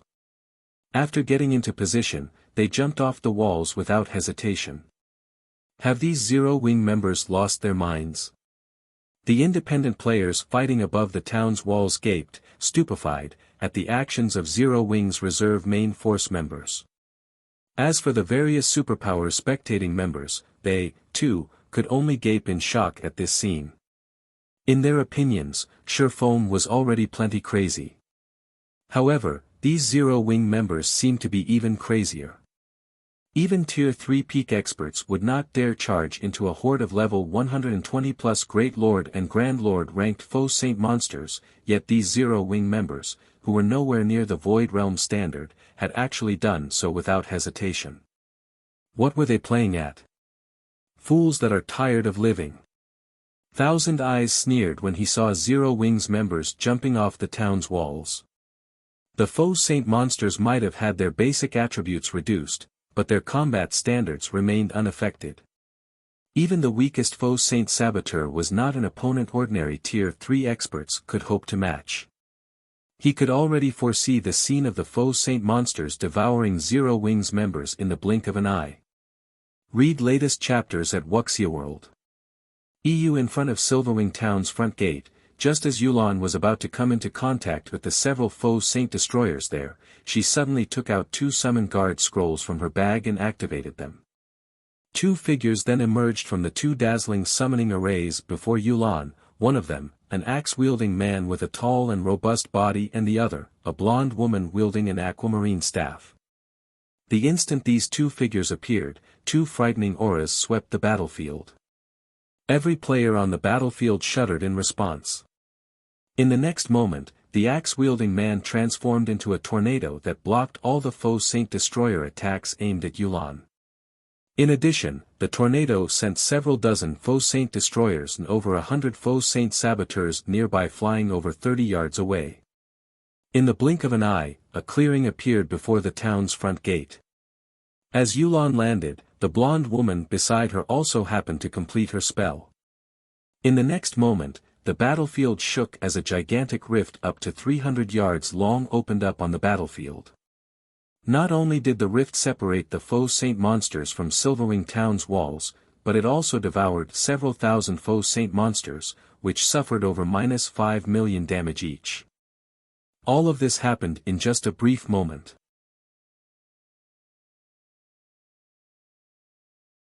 Chapter 2672, Just Stay Here Forever. This. Aren't they a little too strong? What rank are those 2 personal guards? The independent players present gaped in shock when they saw Yulan's 2 personal guards clearing the area before the town's main gate. Although the Faux Saint monsters had been weakened, ordinary Tier 3 personal guards still shouldn't be able to handle them. In fact, even the slightest mistake could result in a Tier 3 personal guard getting killed instantly by the numerous Faux Saint destroyers. However, with just the help of 2 personal guards, Yulan had easily repelled the 10,000+ Faux Saint monsters in front of the main gate. This was simply unbelievable. 2 dark gold guards. When Illusory Words saw the 2 personal guards standing beside Yulan, shock likewise filled her silvery gray eyes. The feat Yulan's 2 personal guards had just accomplished would be difficult even for a Tier 4 summoned creature. The only explanation Illusory Words could think of for this situation was that both personal guards were at the Dark Gold rank, as only Dark Gold guards had the power to match Tier 4 mythic monsters. However, in the current God's domain, let alone Dark Gold guards, even Fine Gold guards were exceedingly rare, much rarer than even level 100+ epic weapons. Despite being a super first-rate guild, Crimson Emperor had only 6 Fine Gold guards. As for Dark Gold guards, Crimson Emperor still had not obtained even a single one, yet Yulan actually had 2 for herself. What Illusory Words did not know was that only one of Yulan's 2 personal guards was at the Dark Gold rank, the other was at the Fine Gold rank. However, the Magic King Craig Midlands' special ability gave both personal guards a significant boost to their combat power. As a result, they currently possessed the strength to match even mythic monsters. Nevertheless, Illusory Words and Unyielding Heart did not relax at this unexpected development. In fact, their expressions further tensed up because the Faux Saint monsters that got repelled were charging forward once more. Moreover, they were attacking with even greater ferocity this time. In the next moment, several hundred Faux Saint destroyers let loose an angry bellow before grouping up and executing combination combat techniques on Yulan's group. The might of their attacks rivaled a normal attack of a Tier 4 mythic monster. In the blink of an eye, over 30 such attacks assailed Yulan and her 2 personal guards. As for the Faux Saint monsters caught inside the rift, they quickly climbed out of it and rejoined the army in attacking Silverwing Town's defensive magic array. Sure enough, just 2 Dark Gold guards won't be enough to change anything. The strength of the Faux Saint army simply isn't something current players can hope to resist. When the various superpowers members saw this scene, they sighed ruefully. Dark Gold guards were existences that could be obtained only through luck. On a battlefield, a Dark Gold Guard could exhibit combat power far greater than a mythic monster of the same level. However, that was only true against players. Against the Faux Saint army, the efforts of even 2 Dark Gold Guards were negligible. After all, no matter how powerful a Tier 3 NPC was, they couldn't one-shot Great Lord-ranked monsters, much less Grand Lords. The Faux Saint army could easily pin down Yolan's 2 Dark Gold Guards with just several hundred Faux Saint destroyers. Even if the 2 Dark Gold Guards eventually annihilated these several hundred destroyers, Silverwing town would have long since fallen by the time they did so. However, just when the Faux Saint army was about to commence another round of attacks on Silverwing town's defensive magic array, silver summoning arrays appeared outside the town's walls, one after another, over 300 in all. Figures then emerged from these summoning arrays. Immediately afterward, fire, ice, lightning, and wind started bombarding the Faux Saint monsters outside the defensive magic array. Boom! Boom! Boom! For a time, a plethora of elemental mana inundated the Faux Saint army, and countless Faux Saint monsters screamed in agony, their voices echoing throughout Silverwing town. How is this possible? When the various superpowers members saw the innumerable Faux Saint monsters outside the town getting sent flying one after another, their fists tightened involuntarily as shock filled their eyes. At this moment, over 300 personal guards stood outside Silverwing town, every one of them exuding a frightening aura.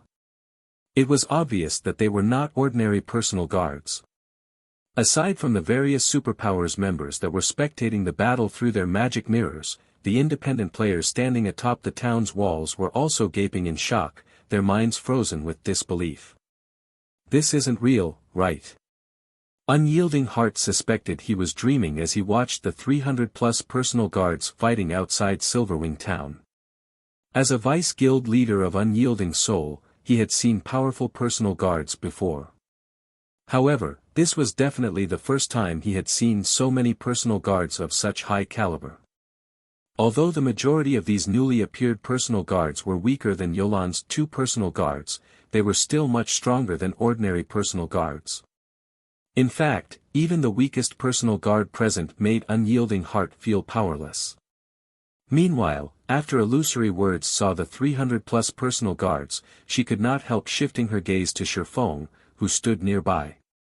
Is this the real reason behind his confidence? Every one of these 300-plus personal guards was stronger than a Grand Lord of the same level. At this stage of the game, it was unlikely that even the 5 great super guilds possessed such strength. It was no exaggeration to say that, so long as these 300-plus personal guards were present, Silverwing town would not fall. While NPCs already possessed basic attributes superior to players, after becoming a personal guard, they would gain an additional 10% boost to their basic attributes.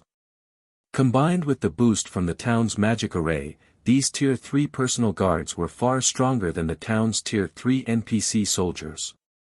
One could even say that Silverwing town's defenses were currently stronger than even that of main city-ranked NPC cities. After all, the NPC soldiers found inside main city-ranked NPC cities were mostly Tier 2 NPCs, only a small number were actually Tier 3 NPCs. The only advantage the NPC soldiers of NPC cities had over Zero Wing's personal guards was levels. Meanwhile, although the Faux Saint army had an overwhelming numerical advantage and even possessed more than 100,000 Grand Lords in its ranks, Silverwing town's magic towers were extraordinary. Now that the Faux Saint monsters couldn't attack the town's defensive magic array effectively due to the interference of Zero Wing's personal guards, they were nothing more than live targets for the magic towers and various war weapons. However, while Silverwing town's players were rejoicing over the strength Zero Wing had just displayed, the 3 heavily injured Faux Saint Devourers had consumed a few Faux Saint destroyers and finally recovered their strength. They immediately leaped forward and regrouped with the other 5 Faux Saint Devourers. Good. They've finally recovered. Thousand Eyes grew ecstatic when he saw this scene. Previously, Faux had caught them completely off guard and sidelined 3 Faux Saint Devourers before the fight had even begun. As a result, the Faux Saint Devourers couldn't display their true strength. Now that all 8 Faux Saint Devourers had regrouped, they would finally be able to display their true strength. In the next moment, the 8 Faux Saint Devourers exchanged glances. After apparently coming to a tacit agreement, all 8 Devourers hurled their spears at the defensive barrier before them. The 8 spears then converged in mid-flight, their combined power so great that it crumbled the space around them and created a black hole, which transformed everything within a 50-yard radius into a field of nothingness. The power of this attack far exceeded that of the combination attack the 5 Faux Saint Devourers executed before. Tier 5. Illusory words felt stifled when she looked at the void field the black hole created. The phenomenon the Faux Saint Devourer's combination attack had created was known as Void Collapse, a phenomenon limited to Tier 5 attacks. Despite the debuff from Miniature World, the 8 Faux Saint Devourers had actually managed to execute an attack that reached the Tier 5 standard. An attack of such caliber could give even a main city-ranked defensive magic array a run for its money. An ordinary NPC city's defensive magic array would evaporate instantly when struck by this attack. Yet, despite knowing all of this, Illusory Words and Unyielding Soul could only watch as the Faux Saint Devourer's combination attack approached Silverwing Town's defensive magic array. After all, Tier 3 players or NPCs could not hope to stop such a powerful attack. The only thing they could do now was pray that Silverwing Town's defensive magic array could survive this attack. However, just when the black hole was about to reach the defensive magic array, a man clad in extravagant robes and holding a pitch-black, wooden staff suddenly appeared outside Silverwing Town. The man then casually extended a hand toward the approaching black hole. A gigantic, aquamarine, threefold magic array promptly formed before this man and stopped the black hole's advance cold. The man then flicked his extended hand upward, and the threefold magic array deflected the gigantic black hole into the distance. When the black hole touched the ground, it exploded and heavily injured all the Faux Saint monsters within a 50-yard radius. Moreover, these Faux Saint monsters also got trapped inside a void and couldn't escape from it. The attack got blocked. Everyone who saw this scene was stunned. Thousand Eyes, in particular, nearly had his eyes fall out of their sockets. This was a Tier 5 attack. Yet, it had been deflected so easily. However, before anyone could snap out of their daze, the robed man suddenly waved his wooden staff. Dozens of black lightning arcs lashed down from the sky, bombarding the 8 Faux Saint Devourers. As if a truck had hit them, all 8 Devourers got embedded into the ground. Their HP bars also lost a visible chunk, their life auras weakening considerably. Everyone was at a loss for words when they saw the 8 6-meter-deep craters that had suddenly formed on the battlefield. The strength that was just displayed could no longer be described as powerful. It practically challenged their worldview. Damn it! How is that Tier 4 NPC so powerful? Thousand Eyes scowled at the robed man hovering in midair. They had done their research on Craig Midlands, the Tier 4 NPC that protected Silverwing Town. This NPC's presence was the reason why Saint's Hand had not dared to approach Silverwing Town all this time. They had only done so after Faux had riled up the Faux Saint monsters into attacking en masse. However, Craig Midlands' strength was simply monstrous. The Magic King was basically casting Tier 4 curses instantly.